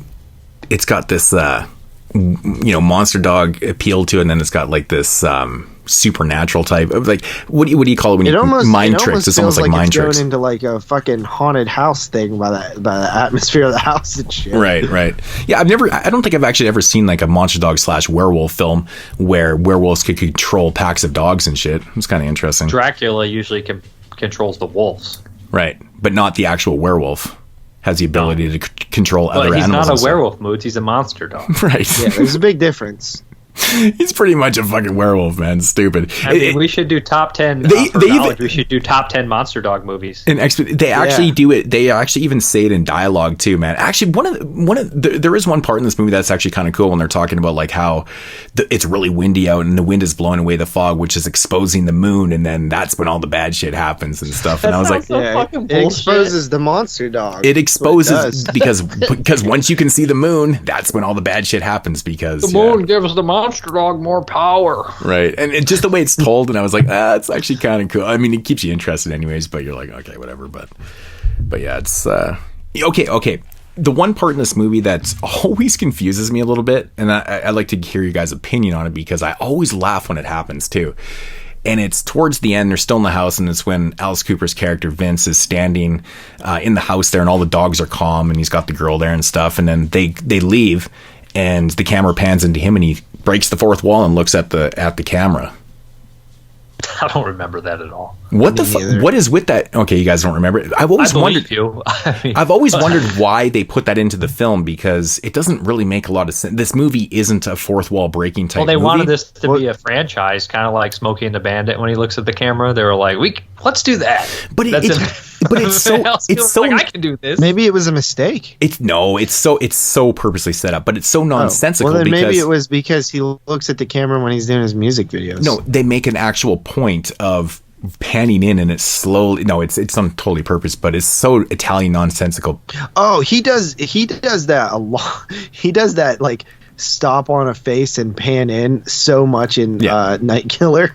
But that's a common Italian thing. Like in The Beyond, like when Joe the plumber walks in, they like stop and go to his face and then zoom on him when somebody says. Everybody looks guilty and faulty in Italian movies. Like they zoom in on their face and you think he's bad. But this one is like, it's a weird scene because it's like a red herring effect. It's not like he's being introduced or anything. It's towards the end of the movie, and it's trying to persuade you to go somewhere else. But at this point, I'm pretty sure you're most likely convinced that he's not the monster dog. But it's weird because that was probably to trick you into thinking he is the monster dog. Maybe, but I mean, I don't know, man.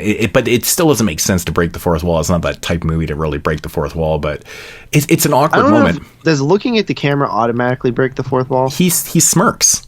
He looks directly into it and kind of gives it a smirk. And the only way I could ever explain it away, I was like, in his mind, he's making a video or something like that. And I'm like, but then why would there be this camera when you're not actually making a music video? I'm like, it's fucking nonsensical. It really is. It's not even nightmare logic. It's just nonsensical. Fucking. It's monster dog logic. It's monster dog logic, yep. Yeah, it's monster you can't dog. understand it. It's like nightmare logic, monster dog logic. It's the next level. It's the nightmare fuel we all need. That's definitely a new thing. It's like, how there's like 7 circles of hell? There's like 7 circles of nightmare logic and monster dog. Monster dog logic. Monster dog. I love it, man. That's awesome. Don't you think some of these fuckers just make this shit up like that? Right. Nightmare logic makes sense to us, but now monster dog is a whole different level of nonsensical shit, man. Oh man, it's what we call a Fragasso logic, is monster dog logic. Yeah, we can probably use that one in the next review too, because there's a lot of zombie get a gun. There's a lot of monster dog logic in Beyond Darkness for sure. But I was kind of hoping you guys remember that part, because I've always wondered. I'm like, the fuck is with that scene? It's strange to me, but. And we gave you the best answer we could give you. It's a red herring effect in monster dog logic. No, it's monster dog logic. No, it's not red herring. It's monster dog. Red herring, like in the last, there's 3 minutes left in the movie. That's awesome. There's literally like 3 minutes left in the movie. We're going to give some more red herrings here with 3 minutes to go in the movie. Yeah, it's kind of fucked up, but I don't know, man. I don't really have anything else to say. Yep, I'm done. We talked way longer about this movie and hitting dogs in the road than anybody else ever has. Right. Yep. Right. Okay, so let's get into ratings. JP, you go first. What the hell did I rate this? I liked it, but wait, Dave doesn't like when I do this. Okay. I don't give a shit. I was just kidding. I only said something because you said it to me. You're like, say so. I was like, everybody does the same thing. It's going to be all Dave, monster dog logic. You being a jerk. That's the history. It's going to be all monster dog logic. Yeah. I think I gave it a 7. Feels a bit high, but I feel like I'm going to stick with that. Dave. 7. Exactly where I am. Yeah, I'll stick with my 7 rating also. The music alone gives it that, so Props for Alice Cooper. Finding the clues. Yep. Finding the clues, Maybe man. I wasn't high on it then. I'm shooting bad dudes. That part is so terrible. Dude. When he's in the belly, the kid I'm shooting bad dudes. I love the fact that like Alice Cooper was asked and he said like 3 weeks later he had these songs done. And this is what he probably thought these songs were fucking terrible and like whatever. Because like look at the lyrics, man. I mean, they're pretty cheesy, not gonna lie. They are, What? but it works perfectly for the film, man. And like, I don't know, I love it, man. But anyways, that is Monster Dog from 1984.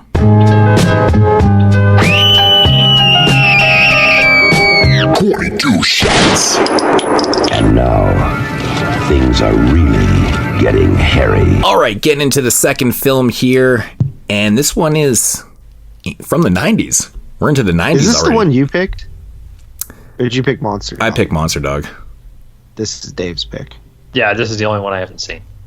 Yeah, so we jump from 84 into the 90s. Yes, the dark ages of the Italian cinema, I guess. Or the complete downfall, but there just wasn't a lot. With Beyond Darkness, also known as La Casa 5. You know, I was rewatching this movie last night again, and I was actually thinking about it, and I was like, you know what would be really funny to do, JP? We've almost reviewed series. every movie in the La Casa series on different episodes. It would be funny to just do like a compilation. A mashup? Yeah, just put all of them together and be like, yeah, this is our La Casa fucking review series. I don't know. So what are they? Evil Dead 1 and 2. What else?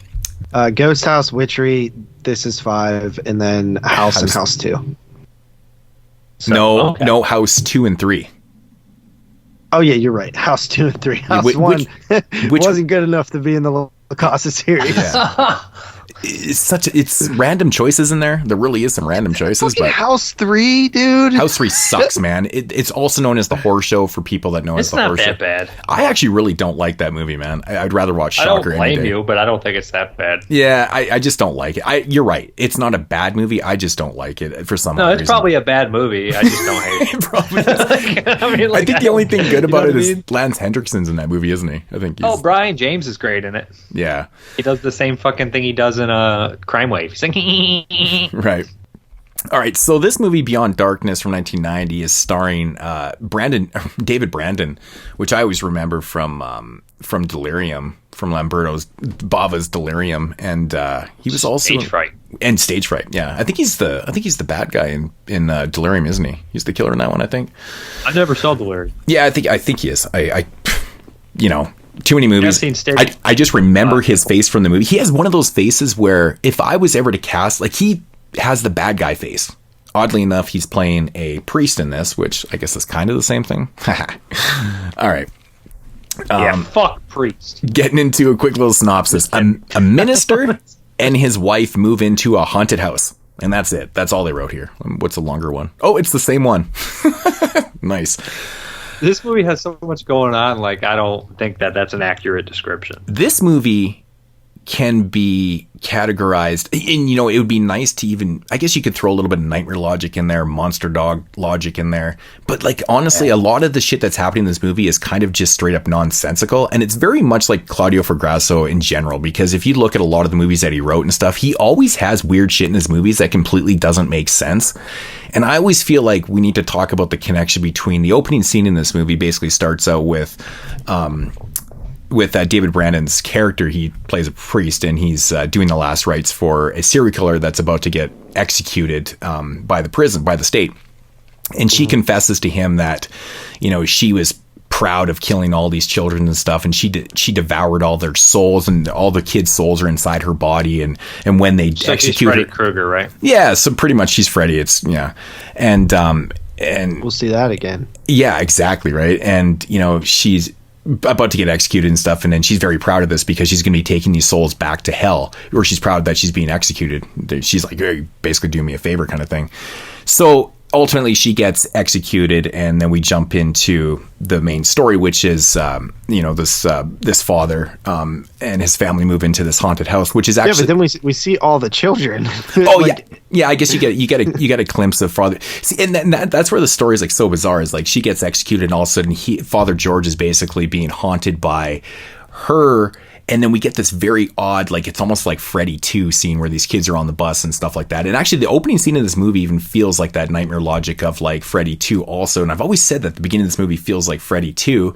And then you get the scene where he's kind of has this vision of, or does he have a vision of her and the kids on the bus, which again feels like Freddy 2, and then it has the Freddy elements of her gobbling up the souls and stuff like that.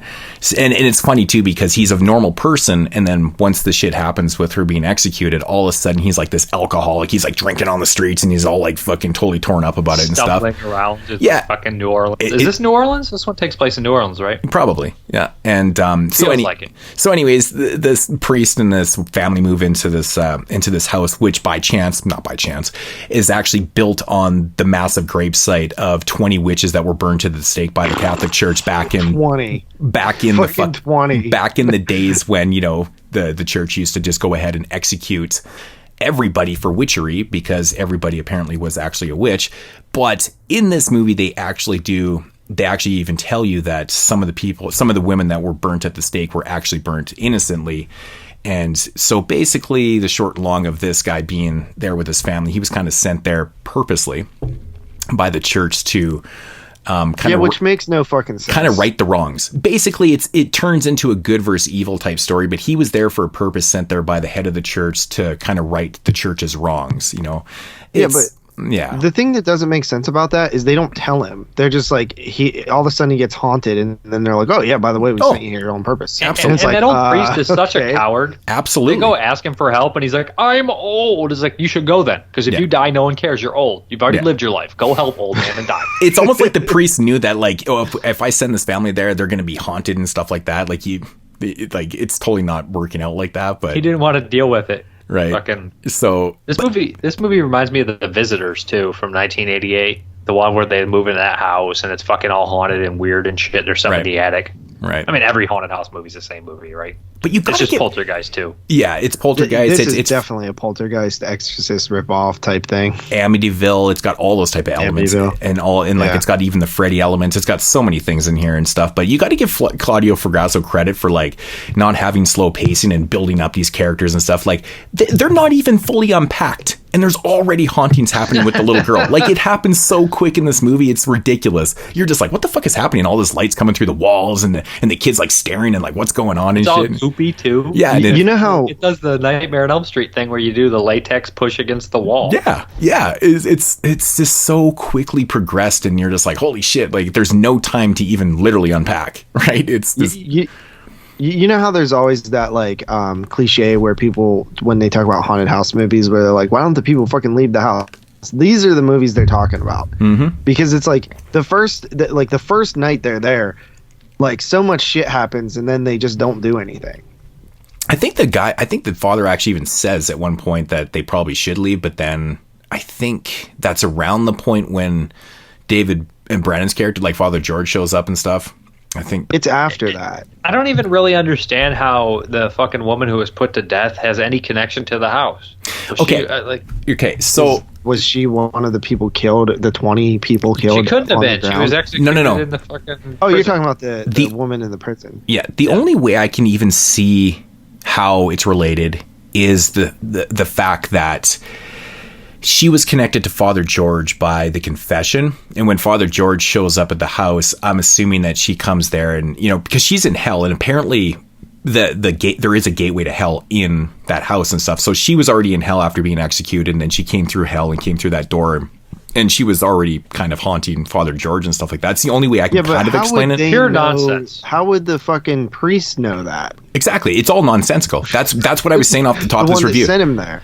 Goddamn monster dog. Oh, yeah, no. It is monster dog logic. No, I will give you that. It's not even. This is nonsensical. But the only way I would try to explain it is that the fact There's no difference. She shows up. Yeah, exactly. She shows up after Father George gets there, and she obviously had that connection with him because he had seen her after she was executed with the kids on the bus. I love that Moodz knows his name.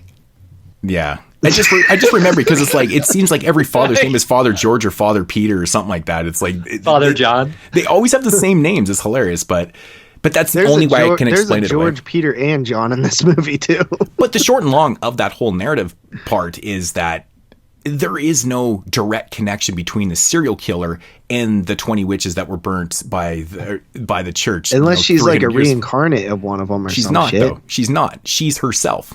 She's the evil from hell. was put to death. She returned from hell, and because the way I see Claudio Fragasso trying to explain this is that she was the one that was on Earth, gobbling up children's souls and went to hell, and then that's why when she shows up in this through the gates of hell, they're trying to get that fucking kid there. She's trying to take that soul too and shit, and that's the only connection I can come across. Why? Do you know this is actually one of the 7 Gates of Hell movies, along with Gates of Hell and Beyond? Honestly, and everything. House Pet Cemetery. Yeah, this is La number 4. Casa 5, Gates of Hell 7, Zombie 8. Right. I mean, honestly, everything that's happening with things with the gates of hell and the children and the possession and stuff like that, none of this shit makes any fucking sense, man. If this came out today, it would be Amityville. See, why would you? What? Like, I don't understand. Like, if they can come through the gates and stuff, Father why George. wouldn't they just take the kid's soul? Like, why would they possess it? And like, why does an exorcism have to take place and stuff? Which is a total rip up. Obviously, the Exorcist. He's like got the holy water on the kid's face and it's all burning and shit. And I'm just like, oh my god.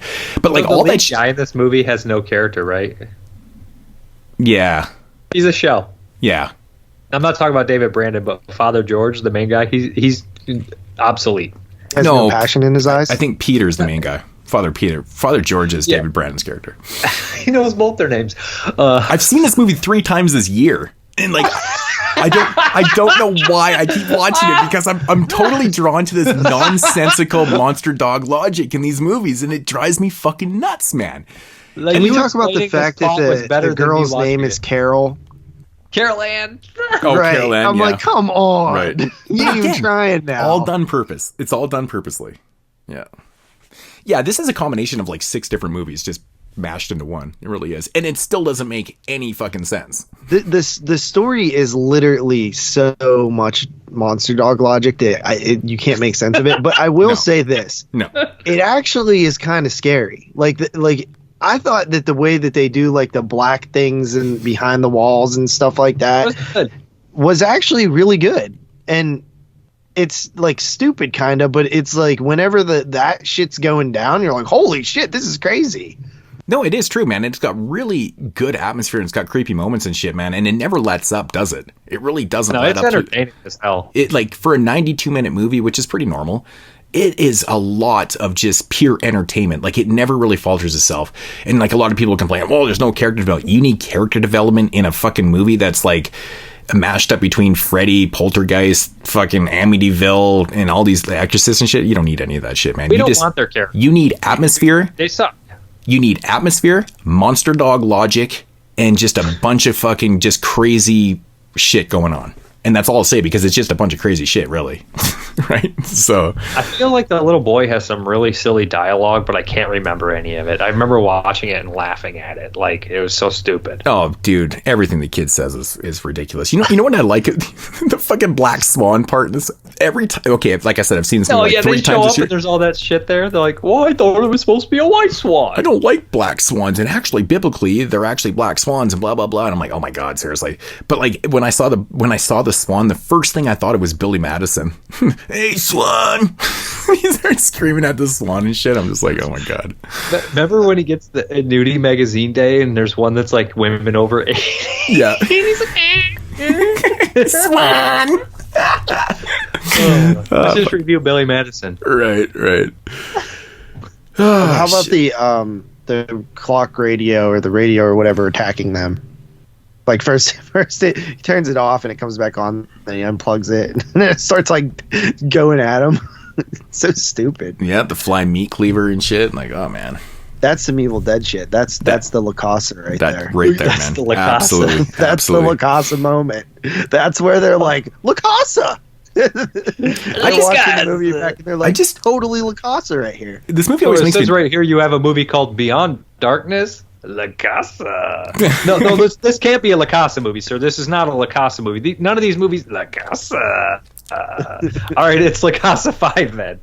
You know, this movie to me is like completely it's so hypocritical though too when it comes down to like typical fucking Catholic bullshit where there's actually a line in the movie where Father Peter says like, he's like, I don't believe in any of this haunting shit. I don't believe in this. This is not I'm kind of paraphrasing, obviously, but he's talking about how he doesn't believe in the demons and the hauntings. He doesn't really want to accept that it's happening and shit like that. And I'm like, wait a minute, like, if you believe in God and heaven, you have to believe in the devil and hell and shit like that. I'm like, it's just writings like that always drive me nuts and stuff. Try to use logic on the Catholic religion, Moodz. I'm just saying, but he clearly says it in the movie, and I'm just like, sometimes you can imply that they're not really believing this shit and stuff, but he like clearly says it in dialogue in this movie, and I'm just like, oh my god, that's so ridiculous. I mean, of course you believe in hell if you believe in heaven. Something weird's going on. Yeah, but it's very typical of the church, and I always thought it was maybe kind of a rip on him too, because I'm like, it comes down to this whole good versus evil thing, and where you have to basically, fight off the temptations of things. And I'm like,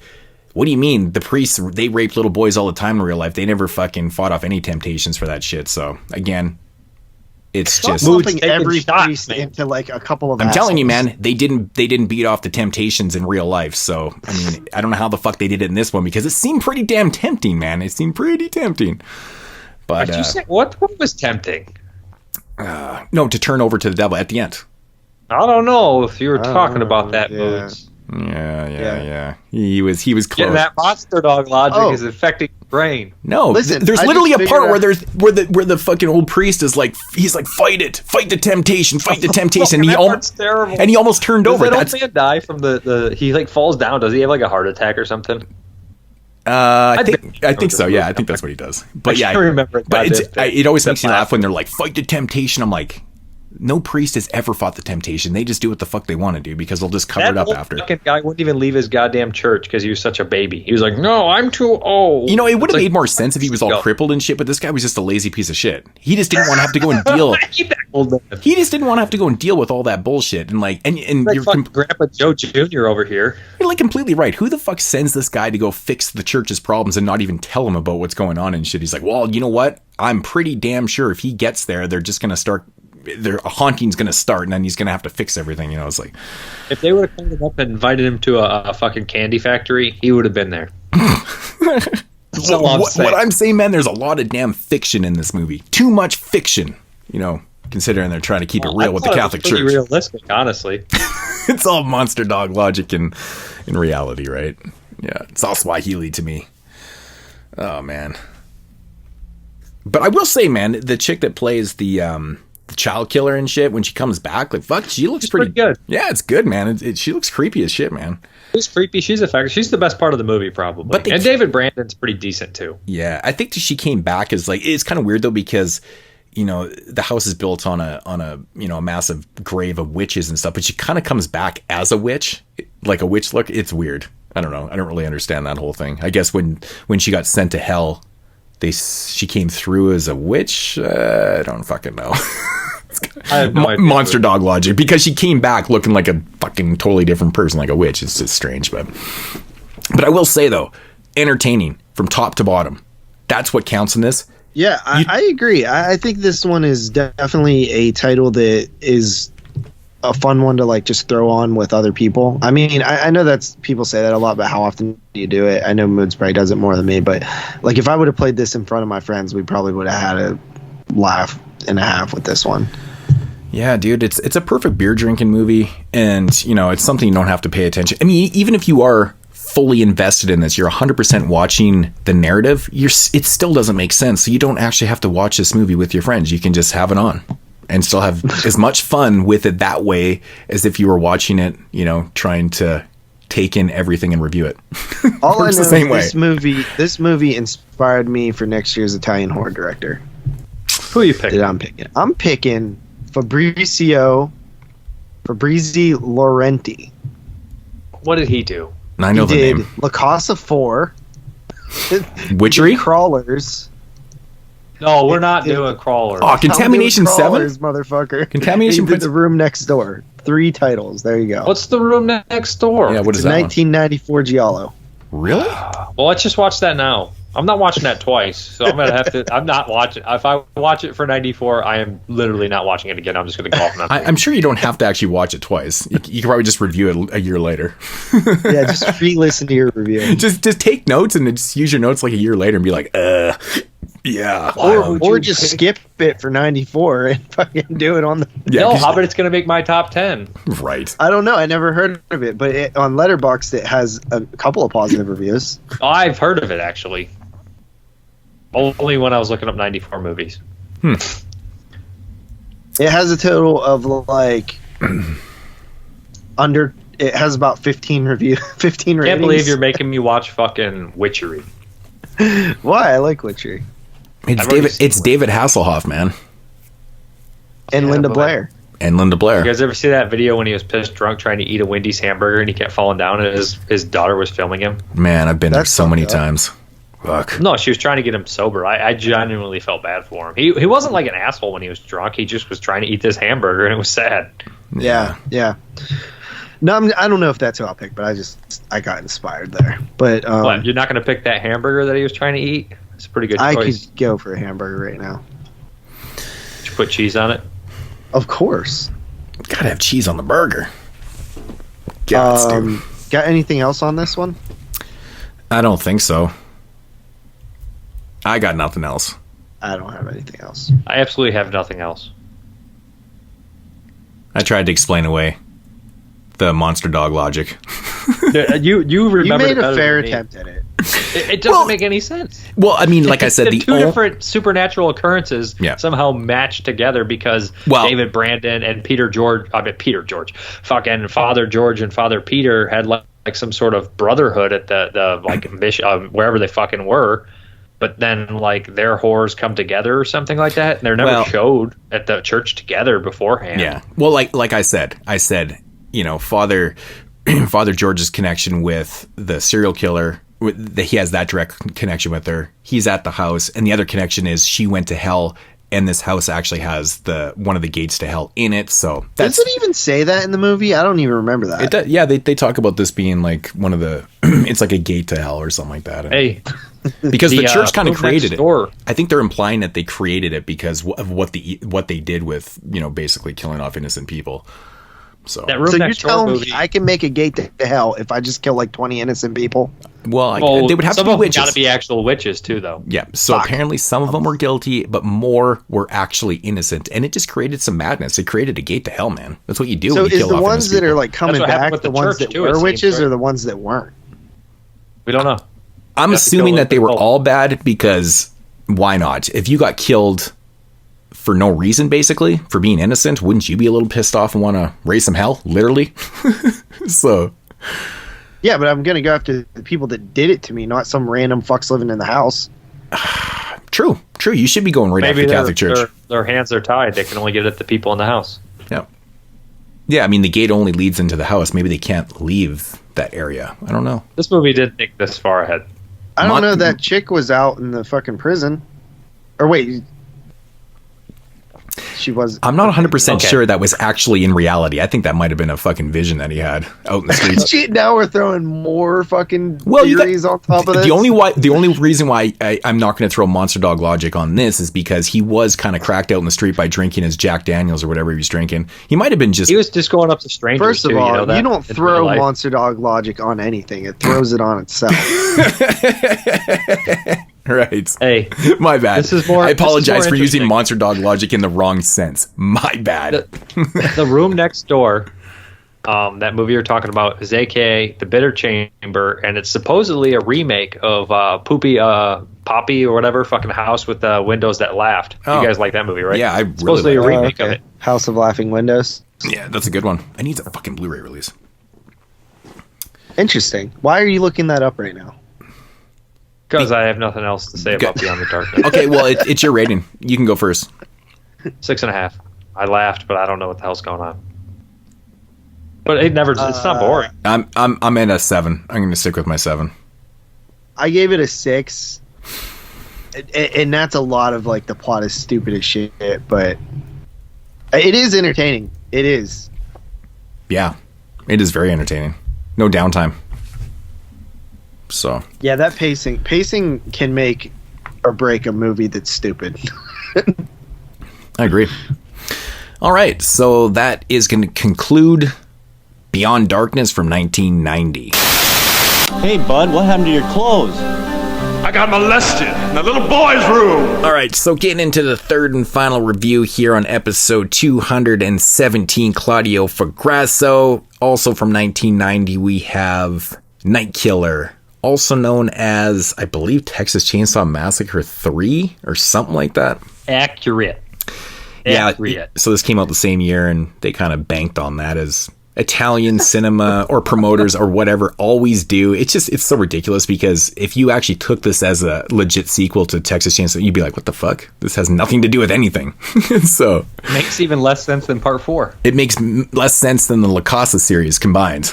Right? There's no connection whatsoever. So if you ever see that shit rolling around, it has nothing to do with TCM3. All right, so synopsis: a serial killer with a rubber-like Freddy Krueger mask terrorizes the city of Virginia Beach. So, yes, we should mention off the top, Bruno Mattei is actually an uncredited director in this, because he was hired on by the producers. I think we mentioned this earlier in the show, to shoot some extra scenes for this movie. That Claudio Fragasso... Primarily, I know the opening scene was all reshot. It's got to be. They probably just added that whole thing in there. But you kind of needed something, because if that wasn't in there, we'd start off pretty late with the kills. And right. Right. Yeah, it is so true. So yeah, he was kind of hired on to add in a couple more kills and some gore scenes and stuff, but he's definitely uncredited. But you can pretty much tell the scenes that were added into this. Claudio Fragasso was not very happy about it. He wanted this movie to be strictly a psychological thriller. He was not happy about the added gore and kills and stuff, so we'll just kind of note that. But and they don't match very well either, because like they'll get killed and like he'll rip out their heart, and then he'll cut to the news and they'll be like, another victim was raped and murdered, and we're like, nobody got raped. Where was the rape? I know. Was it post-mortem rape? Like, what's going on here? I think it might be, but like that wax scene might have been kind of a rape. Actually, it's not supposed to be. It's supposed to be, because they actually mention it later in the film about how he rapes his victims and then murders them. So yeah, but it doesn't make any sense. No, the beginning doesn't make sense, actually. And you can tell they do it all the murders. Case of you can tell it was shot monster after. dog logic. Well, you can tell this was definitely added into it, because they fucked up on what the narrative was anyways. It was a killer that raped and murdered his victims, and the opening scenes that Bruno Mattei shot are just straight up murder gore scenes, you know. So okay. The first 5 minutes of this movie, the first time I ever watched it, I was watching it, and I know Italian cheesy cinema, and I was like, is this supposed to be a mask, or is this guy a burn victim? I really didn't know. Dude, no, we were talking about that, because I was like, wow, this is either like a really shitty looking mask or a really good practical effect. Yeah. This is the goofiest movie of the three, and I don't even know how that's possible. You know, it's the most over the top acting. It's funny, because this movie is supposed to be like dead serious, and is supposedly supposed to be based on a real case of a girl. Like, apparently this was actually a news thing where this woman actually was she was a victim of a rape and got away or some shit like that, and then ended up having the trauma induced amnesia, where she didn't really remember anything. And she actually I don't believe in that in real life. So, well, it's actually technically amnesia. It's like split personality disorder. It's like, I don't know about that. Trauma. I don't believe in amnesia.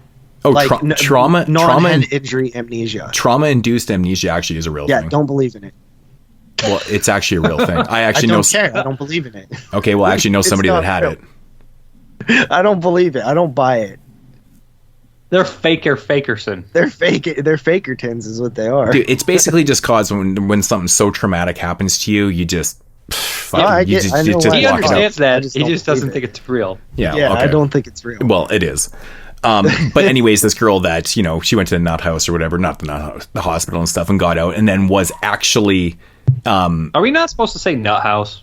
I don't know. Well, the hospital, because she was a victim. I mean, and stuff. I always nut house. I the crazy. I feel like that would probably always refer to it as the nut house. But anyways, that would definitely be an offensive term. You're out, calling a bunch of people nuts.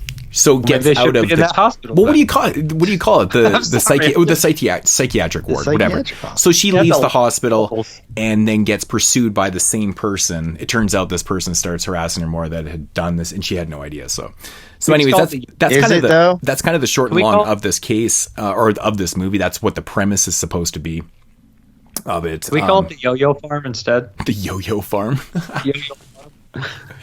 You know, the problem is with this movie is not how the movie progresses itself. It's fine. It's when you get the reveal and then you think back on everything that happened leading up to that reveal. You're like, what the fuck? Why would this even happen, man? Why would some of this shit even happen? It wouldn't.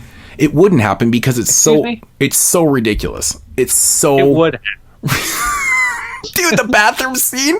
I call him Bathroom Boy. I'm like, oh my God, it's so stupid. But I got molested in a little boy's room. This movie has really odd editing. So our main character, which I believe is named Melanie. So yeah, so after we get these opening murders and stuff, it cuts to this character, and then she has an interaction with this masked gloved killer.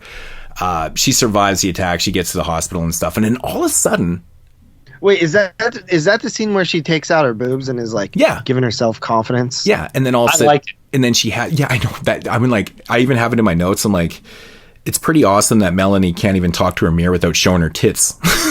Dude, it's such a weird, out of nowhere scene, and it just feels like it is as like gratuitous as you could possibly get, right? There's no there's no reason for it JP. Unless you filter in the monster dog logic and say, well, the reason why she was showing her tits was to give the killer a motive to go in there and do what he was doing and stuff like that, because he's supposedly supposed to be stalking and watching her, right? Hence why he breaks in and does what the fuck he does, kind of thing. Yeah, but how would he know? He would have had to been there.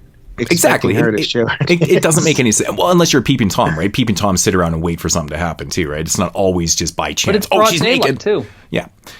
But this movie has the oddest editing. So the scene happens, and then she's at the hospital, and then all of a sudden she's like outside of the hospital being pursued in her car. It's like it doesn't really explain that she got out of the hospital. Nobody's following her. Nobody's checking if she's okay. Right. She has no keepers. Her kid's staying with another family. Yeah. And it's like, why did they let her out of the hospital? I'm like, and because when they show we know her why they did now. Well, yeah, they explain it later on. Ending. They explain it later. Because the dumbest fucking ending in movie history. But they explain it. But it's funny because, like I said, she's in the hospital after this horrific thing happens to her, and all of a sudden she's being fucking pursued by this dude in this Jeep and stuff, and he's all drinking, being aggressive and stuff, and then we have That's Peter Hoot. We have this really awkward scene where this guy basically tracks her down into this hotel and stuff, and then she goes into the bathroom, and then she pulls a gun on him, and then she makes him strip. Where the fuck did she get that at? Right. Well, for protection. I know, because she supposedly just left the hospital. You leave the hospital, they give you a gun. Right. That's why America has such a problem. This is where only the nut house ones. It's only the yo-yo farm. They give you a gun. This is where population control. Okay, that whole bathroom scene is utterly the stupidest thing I've ever seen in my life. It's so fucking stupid because, and then once the reveal happened, you look back on this, you're like, "Okay, this is ridiculous." But wait, the dialogue in these scenes is priceless. When she's like, "Why don't you reach in there and grab it?" He's like, "In the toilet."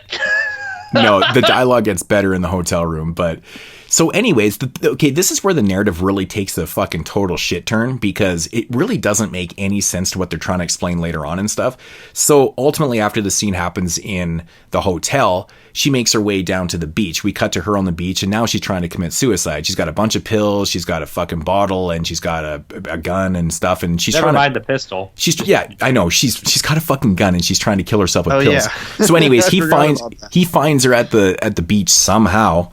Anyways, saves her life, and by making her drink seawater, make her puke and stuff. And then we get kind of some dialogue about how she was probably trying to kill herself because, like, later on, it's kind of explained away that she's trying to kill herself because she felt guilty of, kind of letting this killer do what he had done to her and stuff. And it's like completely ridiculous. And I'm thinking to myself going, she shouldn't have any guilt for what happened because she has full amnesia. She can't remember what happened or who did it to her. So why does she have any guilt and why is she trying to kill herself? It's like utterly ridiculous. Doesn't make any sense. So, but she's probably just super depressed because she can't remember anything.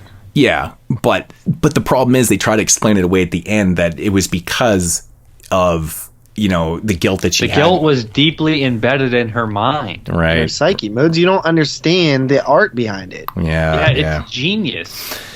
But it goes even one step further because we get all this craziness and okay, so this guy saves her at the beach, takes her to a hotel, and we're supposed to be under the impression that this is the night killer.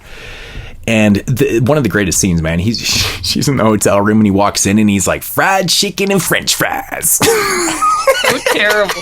He is so over the top in this. And dude, it's so funny. He's doing it on purpose. And it's just like the most Is it a dub? I don't think it is. I don't think it is either, man. I thought it was. No, man. I think that's what it is. I think it's him. I think that but it kind of makes sense that he would be over the top because he has to be an over the top crazy person to snap her out of her psyche. That's the whole thing. And the reveal in this, once we get that reveal and stuff. But like, I'm just thinking to myself, like, if she had any guilt for what had happened to her, like, you think that, you would probably start to remember who this person was, right? And the other problem is with the narrative too. In the beginning of the film, they actually do say something about how the reason why the kid is staying with the neighbors, right, is because the husband has been completely out of the picture for a long time and stuff. Because he's a drunk. He's a drunk and he's been out of the picture for a while. So then when you take the very last scene in the film and all that shit's like all lovey-dovey and you're like, what the fuck just happened here? Like, all of a sudden he's just fully back in the picture and, he kind of saved the day. So all is forgotten. They didn't have any problems. Yeah. It was all an act. He's actually a great guy. Right.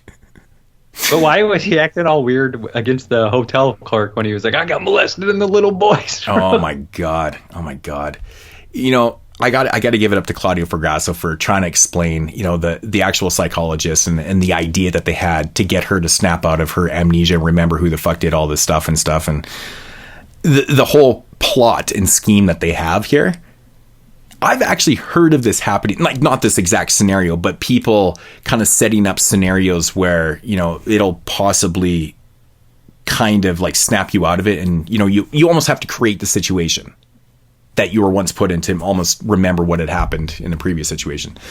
And I'm like, that's kind of like that Angel Guts movie I just watched. Yeah. Like I've actually heard of this before. Like, traumatized people need to be snapped out of it by the same situation. So I'm thinking to myself going, where this goes actually isn't the worst thing in the world, because it could actually be a real thing to get someone's brain to react to it properly, to, snap you out of it kind of thing. But it's just the way this movie progresses, a narrative is just so ridiculous. And then like the reveal is just like, it's a head shaker, man. You're just like, oh my God. It's ridiculous, man. There's no other adjectives to explain the way the narrative progresses into that reveal. There's two fucking ridiculous ass character scenes in this movie. Like when he picks up the chick in the bar. Right. It picks up the chick in the bar and they do the whole mask thing. What big teeth you have, and then reaches down his pants and she's like, what big schlong you have. I was like, I can't believe this is in this fucking movie. That whole scene, what big schlong what part? That's so priceless. And that whole scene is just, how many of those Freddy masks does he have? Right. Yeah, dude. He's like putting it on her, putting wax on her tit. It's got to be the weird fetish shit. Did Bruno Mattei shoot that? Yeah, I get that. Looks like it. Well, any of the scenes that look like they're just in some random location seem like they're probably Bruno Mattei. Also, the aquarium scene. Right. Yeah. You know what makes little to no sense, though? Because this guy's wearing like a rubber mask and like clearly a rubber glove. How the fuck is he punching through people and ripping their hearts out and shit with that rubber glove? I don't think it's supposed to be clearly a rubber glove. Oh, is it not? Because the mask... That's a Freddy glove. I think it's supposed to be like... Let me ask you something. Doesn't the hard. mask look like a mashup between a rubber Freddy mask and a Toxic Avenger mask? Because his eyes kind of like, bugged out of it a little bit. And maybe a potato. My 2-word review for this movie was the Toxic Tickler. Because he's fucking raping me. Toxic Tickler, man. But I don't know. I just think it's fucking. I've watched this movie twice now, and both times I've laughed out loud so many times. Like the scene. I've watched it twice too. Me too. And I laughed both times. The scene, like the acting by the dude, is the funniest shit. But I think my favorite thing is like the scene where she makes him strip in the bathroom. And it reveals that he's wearing like these like fucking stripper tight blue undies, and he's got like this big package. Like he's got this big, wearing a Speedo, big, like it's like a Speedo, right? It's like a European fucking swimming suit. When you're like, and he's got like this massive package, and his underwear just happens to be blue, and I'm like, fucking blue balls. I wonder, dude. It just me and my cousin got molested in the little boy's room. Fucking blue balls. You're like, what the hell was that? Right. We were on vacation in like Florida. And like we're swimming in the pool, we're like 16. And like, I know this is really shitty to do, and this is just like typical American bullshit, but there was like these couple of European family, and like the dad was like 40, and he was like swimming in a fucking Speedo. And me and my cousin kept laughing, and he'd be like talking to his kids. He'd be like, "Won't be about it, man." And we're like, dude. we kept calling him Spanish Swimmy. It's just normal attire in Europe, right? I know. The wife was telling me, man, she's like, on the beaches in Romania, dude, it's like every dude just has the smallest little skimpy shit on. And she says like 95% of the men there are completely overweight, right? There's a sight you got to see, man. There's a sight you got to see. It's just crazy. But what is up with this one cop in this movie too? That part when he's like, "Fuck." That's my favorite part in the whole movie. That's my favorite part in the whole movie. So, and by the way, that scene makes no sense. So there's a scene where this dude calls into the police station, right? And they're trying to run a trace on the call. And it doesn't make any sense because what happens is she takes off and he drops the phone, and then it cuts into the police station and the guy's like, "Oh, sorry, we couldn't get the trace because the call was too short." And I'm like, "What do you mean the call was too short? The call is still going. He never hung up the fucking phone. He dropped the phone and ran." And then the cop says to the other cop, the black cop, and it kind of pans into him, and he just goes, "Fuck." No, it's a long. He's like, "Fuck." Yeah, it just cuts out to the next scene, and I'm just like, "Ah, it's so fucking funny." What about when he goes to the fucking hotel manager and he's like, "Isn't there a money reward?" He's like, "I'll beat the fuck out of you." He grabs him. Oh, dude, that cop is the best in the movie, man. He's the best character. So funny. Dude, this movie is like a amalgamation of just fucking absurdity. I'm actually quite surprised that our Christmas poll didn't bring this one out of the woodworks. It does have a little Christmas action in there. Yeah, it takes place right at Christmas time. So it doesn't have any Christmas atmosphere because it's in fucking... But it does have a Christmas present. Yeah. Dude, the end of this movie is so stupid. It's so cliche. Oh, it's so dumb. It's so dumb. Oh, dude. When the kid is trying to do the voice. The voice, too? The Come voice. on. And the voice. Dude, this is the best movie to watch with the crowd. I guarantee it. Yeah, I could only imagine seeing this in like a fucking theater, dude. It would go nuts. It's fucking ridiculous. Like when I picked this for my 31 Days of Horror this year, and this was like one of the like highlights of the entire 31 days, because I was just like, this is the most. That's why I kind of wanted to pick this one again, because I was just like, this needs to be talked about. It's so ridiculous. Right. I hate watching like movies that like they're so bad they're good. I hate that term because I never like was a big Mystery Science Theater fan or anything like that, you know. Right. But this movie is just so fun to watch, and it is so fucking ridiculous. Mm-hmm. It is nonsense. It's such a nonsense movie. You know how sometimes in movies like there'll be a scene like a dumb scene where it's like the cops like fuck like that, like we just made fun of. And it's like, but that's like all it has. Like, there's literally dozens of scenes in this movie of stupid shit like that. But it takes itself serious, which what makes it great. Yeah. Yeah. Because Fragrasso thought he was making like an intellectual film here. And then Bruno Mattei came in and just made it even fucking crazier. Yeah, right. Yeah, like the aquarium scene, like those scenes are just... This movie just feels so out of place at times. I mean, like the way they edited in her... you know, leaving the psych ward and stuff. And then even the cut-ins with when they're talking to the psychologist and shit like that, like how he's explaining that, you know, she left the hospital willingly, but she's under surveillance. You can't do that. She's like, that's all personal information. But you know what's so stupid is that, yeah, exactly. It's so stupid because at this point we're like, okay, is this dude that's got her, is he the night killer and stuff like that? And then it cuts into the scene where he's being interviewed by the fucking paparazzi. And he's like, no, we know that she's out there, but she's under surveillance by one of our guys. And I'm like, under surveillance? I'm like, who the fuck? We were never introduced to that. And I'm thinking to myself going, well, they just kind of blew who the fuck this dude is. This guy's got to be the dude, right? Because if he's under surveillance. I didn't really think much of it when I first saw it. Oh, really? The first time I watched it, I was like, well, why would they say that?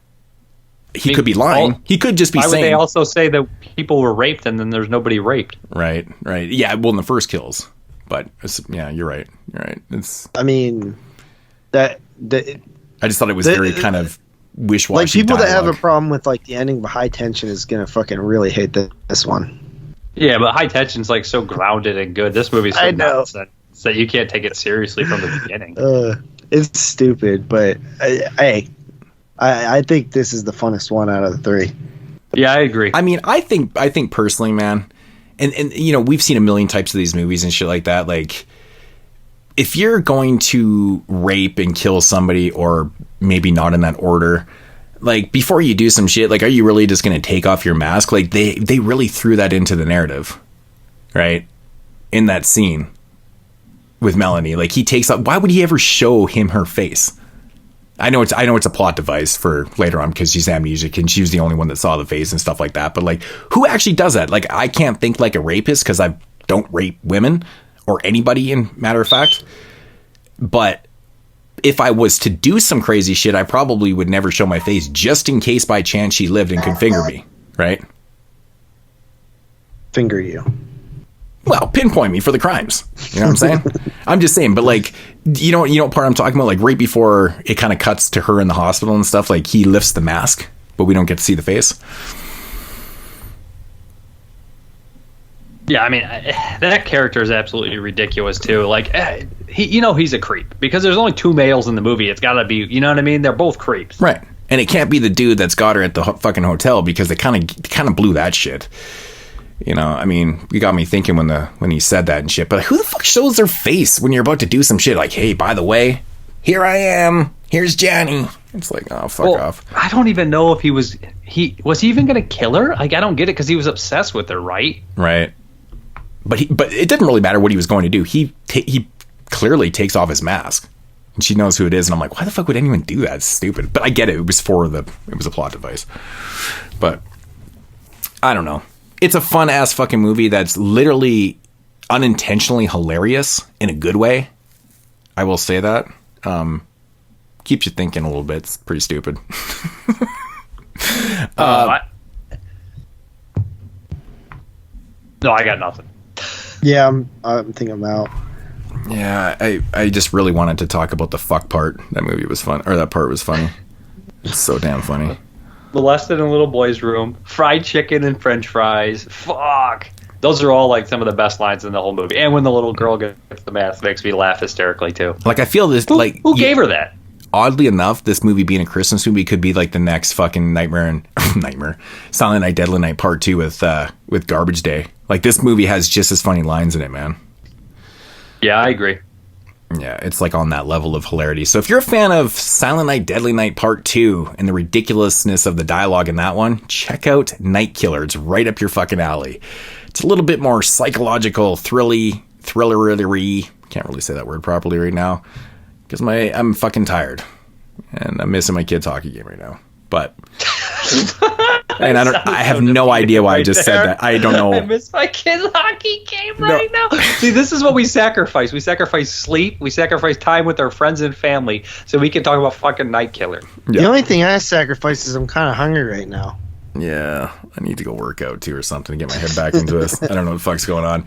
But if you guys don't have anything else to say, we can do our ratings. I'll start. I'm going to come in at an 8 out of 10. I think that's what I originally gave this one when I watched it, when Severn put it out. I think that's what my rating was. I don't know. I was just highly entertained by it because I remember laughing hysterically the first time I watched it. I think I laughed even harder this time because it was just even more ridiculous to me, but it's entertaining. All 3 of these movies are not great movies per se. They're entertaining as fuck. Take it for what you will. 8 out of 10. Is it me? I never remember what order I'm in. No, it'd be me. It's JP. Yeah, so I'll give it a 7. 7, I think. Boo. That's a monster dog logic right there. I don't understand what the fuck you're talking about. I could probably go to a 7.5, but I really would like to give it a 7.25. We don't give quarter ratings, so I don't really. I have it as a 7. I used to have this fucker at a 6.5. The first time I watched it because I was just watching it by myself, just like not getting a lot of the. I'm just like, what is this? And rewatching it, I was just cracking up. It was fucking hilarious. I gotta give it a 7 though. I mean, I like it a lot, but it's so stupid. I think that's why I give it such a high rating because this thing manages to like take itself serious but be so fucking hilarious at the same time. I don't know, man. But you know what I like about Claudio Fragasso, though, man? Is the simple fact that this guy really, really does put his heart and soul into these movies. And you can tell. Tries. He really does try. He doesn't try to intentionally make bad movies. He does have a lot of great things in all three of these movies. He just doesn't really write great narratives. But then again, there's not really a lot of like, you know, these movies from the 80s and stuff that have great narratives and from Italian cinema. But I'm excluding, obviously, the giallos. There's some really good ones out there. It could be budget, too. It could be. Like, Bruno could be coming in and just changing shit, too. It could be lots of stuff. Yeah, I feel like we shouldn't really put all the blame on Bruno. I think that's more of the producers that kind of, come together. Yeah, I think so, too. I think it's just people trying to make them cut corners on them. Right. But, I mean, I get it coming from... I mean, okay, put it this way. If you watch Night Killer with Claudio Fragasso's original cut... and it didn't have the opening scene, and obviously the aquarium scene is definitely shot by Bruno Mattei. I'm assuming those are probably the scenes that he shot for this movie. And the schlong scene. And probably the schlong scene, yeah, exactly. If you take out those scenes, what do we have here? Is there any murders? Was there murders cut from the movie that Claudio Fragasso shot? Not that I know of. I think it's just all in... you see, all in news footage. Like, there's news only footage, like a 60-minute movie. Just dialogue, man. They just talk about it. They just really just They talk had about to it. have taken some stuff out. There's no way, because it would have been way shorter. No, I'm pretty sure. I think they did take some stuff out. I think there was more psychological shit. Yeah. But I mean, psychological stuff isn't murder scenes and stuff, which kind of adds some flavor into this movie a little bit. Even though the opening scene is like... I think adding fucking Mattei's shot scenes were necessary.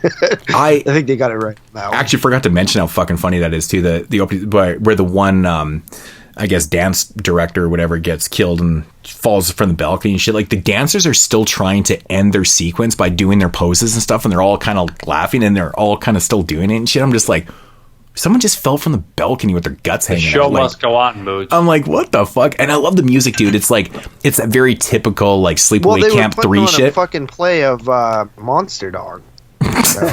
It's like that Sleepaway Camp shit where the dude's in the tent with that beat playing and it's totally just a fucking Casio type loop, right? And the music that they're dancing to in this is just like a four bar loop and shit. It's hilarious, man. It's so fucking cheesy. I love it. I absolutely love that shit, man. Cracks me up. Nobody probably has any idea what I'm talking about, but Casio keyboards. I know a Casio keyboard. I have a Casio. You just know the sounds that come out of a Casio, and that's Sleepaway Camp 3 with the dude who's playing the beats in his tent. Yeah, but was that one dude? What was that? Chocolate Rain? Was he playing on a Casio keyboard? I can't remember. I don't know. I feel like he was. Probably. That one cat was. Remember that cat they used to have on the Casio keyboard? Right. But they were just so cheap back in those days. I mean, that's usually what people had. They were like $100. Yeah, exactly. I had one. But yeah, the music is super catchy. And good on Bruno for getting that footage in there. Well, not good on Bruno. It ended their relationship. It's so sad. But the scene from True Romance. Yeah. Take your fucking SAG card and burn it. All right. I treated you like a son. So that's another Italian horror month. That is another Italian horror month. Man, we ended it with a bang, man. 3 entertaining films by the master Claudio Fragasso. So once again, check the films out. They're pretty fun. Claudio Fragasso. Master of Horror. And go back and check out the other episodes. Last week, Mario Bava with the one and only Horrorsball, aka Tom. What else did we do this month? I don't even remember. Sergio Garoni. And with Jeremy. Jeremy was on there. Yeah, Jeremy was on that. We've had a different lineup almost every week on this month. Antonio Marghetti. Antonio Margaretti. So check out those because I know for a fact that many of you guys haven't. The numbers don't lie. Come on. And they probably won't be checking this one out either. Probably not. They're like, who the fuck is Claudio Fragasso? I guess we just make the thumbnail as Troll 2. That'll entice everybody. No, but that ain't Texas Chainsaw Massacre 3. Yeah. Right. Good shit, man. Well, it was another fun month. Yep. I always love doing the Italian horror months, but now we got to buckle down and get to those 2021 watches for the year-end show. But we'll be back next week with, us two will be back. Me and JP. I think Jeremy's going to be back for Episode 218 is going to be Universal month. The Slaughtered Vomit Doll series. The Slaughtered Vomit. Oh my god! It's a Universal Horror Volume 1. Yeah, it's a Scream Factory Volume 1 collection set from Universal Horror. So there's 4 movies. I can't remember what they are. I have watched them all before. I just don't remember what the fuck they are. I think the Black Cat is in one of them. I think that's the only one I know that's in. And that's a great rendition of the story, I guess, or adaptation of the story. I love what they did in that one. It's a great one. Actually, one of my favorites. I'm rambling. Let's get the fuck out of here, man. You guys want to get out of here? I know. Yeah, I want to go home. Everyone's tired and hungry and shit. And we had a little bit of technical difficulties because the weather here is shitty.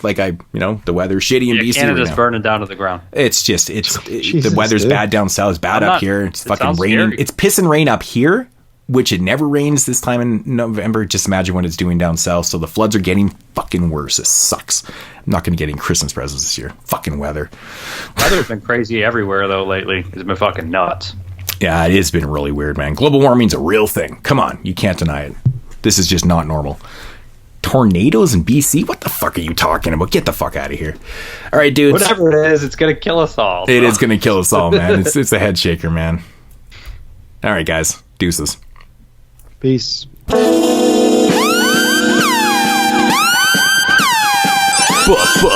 Bonus. This is the thing that's starting to annoy me a little bit, like in terms of like reviews. So the Ghostbusters reviews, most of them are actually really positive and align with the shit that I'm thinking, but like some of them are like completely off base and don't even make sense. Well, they're just like one said like I forget. It was something like about nostalgia being bad and stuff. Yeah, and the first one I read was something like that too. Yeah, it said it was nostalgic, but it was bad and it had no heart, no soul in it. It was just, which is like the complete opposite of that movie. It has the most heart out of anything that came out. I didn't read the review. I just saw the thing. I was like, okay, whatever. There was fan service. Like, why is this whole like fan service thing becoming like a big negative? Well, it can be. If it's overdone, it's very annoying. Like, I thought Halloween Kills was overdone with the fan service. Okay, but fan service literally means you know what the fans want and you give it to them. So how did that become a negative all of a sudden? Because if you stop the movie dead in its tracks to give too many fan services, if you're going to oversaturate out of the movie. But what does that mean? Like, give me an example. Well, the lead actor Brackett from Halloween was 107 in Halloween Kills, and he couldn't act, and they gave him some fucking dialogue, and he placed his dialogue scene, that line, in a place that made no sense. That's fan service. Yeah, but I don't think that's fan service. I think that's just bad writing. Yeah, because they wanted to do the fan service. Because the fan service is just people having him. I saw the first movie. It is fan service. From the first movie. No, but nobody thought that was good. Everybody thought that was bad. Yeah, here's an example. Fan service. That is fan service. Just because it's bad doesn't mean it's not fan service. That's not what we want, though. Fan service is giving fans what they want. That's what they thought you wanted as fan service. That's why it's bad. Just because fan service, you say it's a positive, doesn't mean there's good and bad, not good and bad. There's a level that you can be a negative or a positive. There's a level you can do to it too, JP. There's a point of putting fan service into films that, is respectable and stuff. But if you keep cramming shit down people's throats, you just keep giving it over and over, it becomes oversaturated. A good example. I don't know, man. Yes. Let me finish. Here's a great example, and this is something I've said many times. You guys have probably heard me say this, but this is something that always bugs me. So in modern slashers, and if you're doing a modern day film, coming out this year, they're doing a throwback. It's fine to let the audience know that this movie is from 1982. But if you keep letting people know it's from the 80s and you just keep cramming it down your throat, it gets fucking irritating. Yeah, I get agitated. What is this movie? Any movie. Any movie that's a throwback slasher film, you can let the audience know that this is taking place in the 80s, but you don't have to keep letting them know. That's not true. Because they keep telling you. That's because they keep oversaturating. I know. They never capture the 80s, right? So it just never really works. Because Scream came along and they thought everybody was a fucking stereotype that weren't real. real. Like it's there's a few modern slashers and slasher movies that aren't even real. There's a few that came out in the last couple years, man, that in the last 5-6 years that I felt like were pretty good. But then there's the ones where they just keep cramming that shit down your throats, like from the 80s, and they keep doing these over references and just being like, fuck, man, you established glasses and shit. That's the fandom shit, man. So what I'm trying to say, what I'm really trying to say is like, I don't think that, like, I feel like fan service isn't the idea bad. of it's not bad. I agree with you. I agree with you.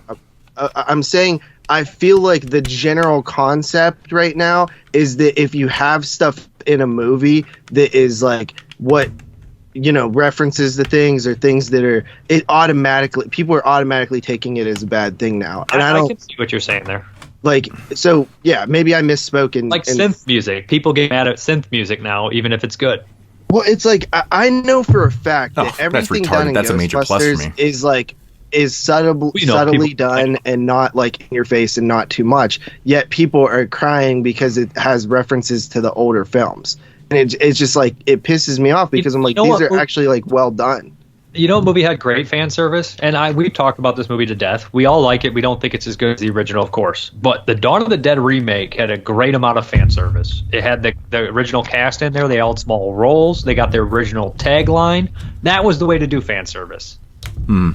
See, to me, I don't like the word fan service because I feel like it has become a negative connotation. It feels forced. To me, it feels forced.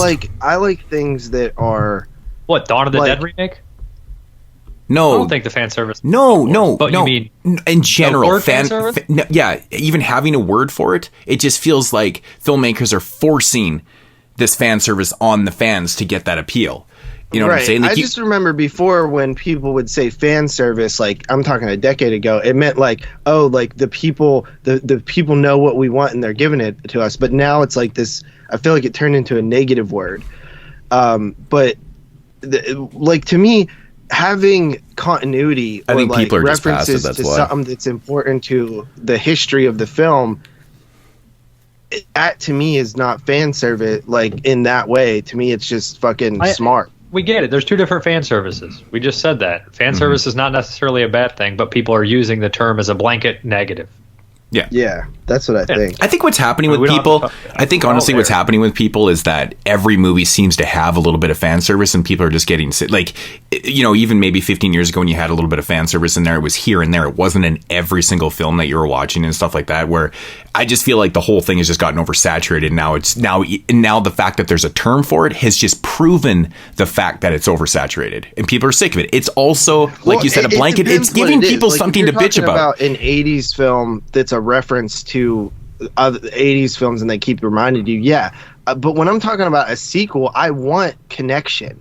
I want to feel like it's in a lived-in world that actually that shit all happened. Yeah, but that's the way a sequel should be done. That's different, though. If you're making a movie and you're just throwing in all these references, like that's what people are calling fan service now. It's getting on my nerves. Oh, okay. Well, if that's what you feel like, I mean, if it's a sequel to something, it should have some connections to what you're referencing and stuff. That's kind of what a sequel should be doing. But I mean, if you're just making a movie and you're throwing in fan service just for the sake of, okay, this is what we're trying to appeal to all these people and blah blah blah.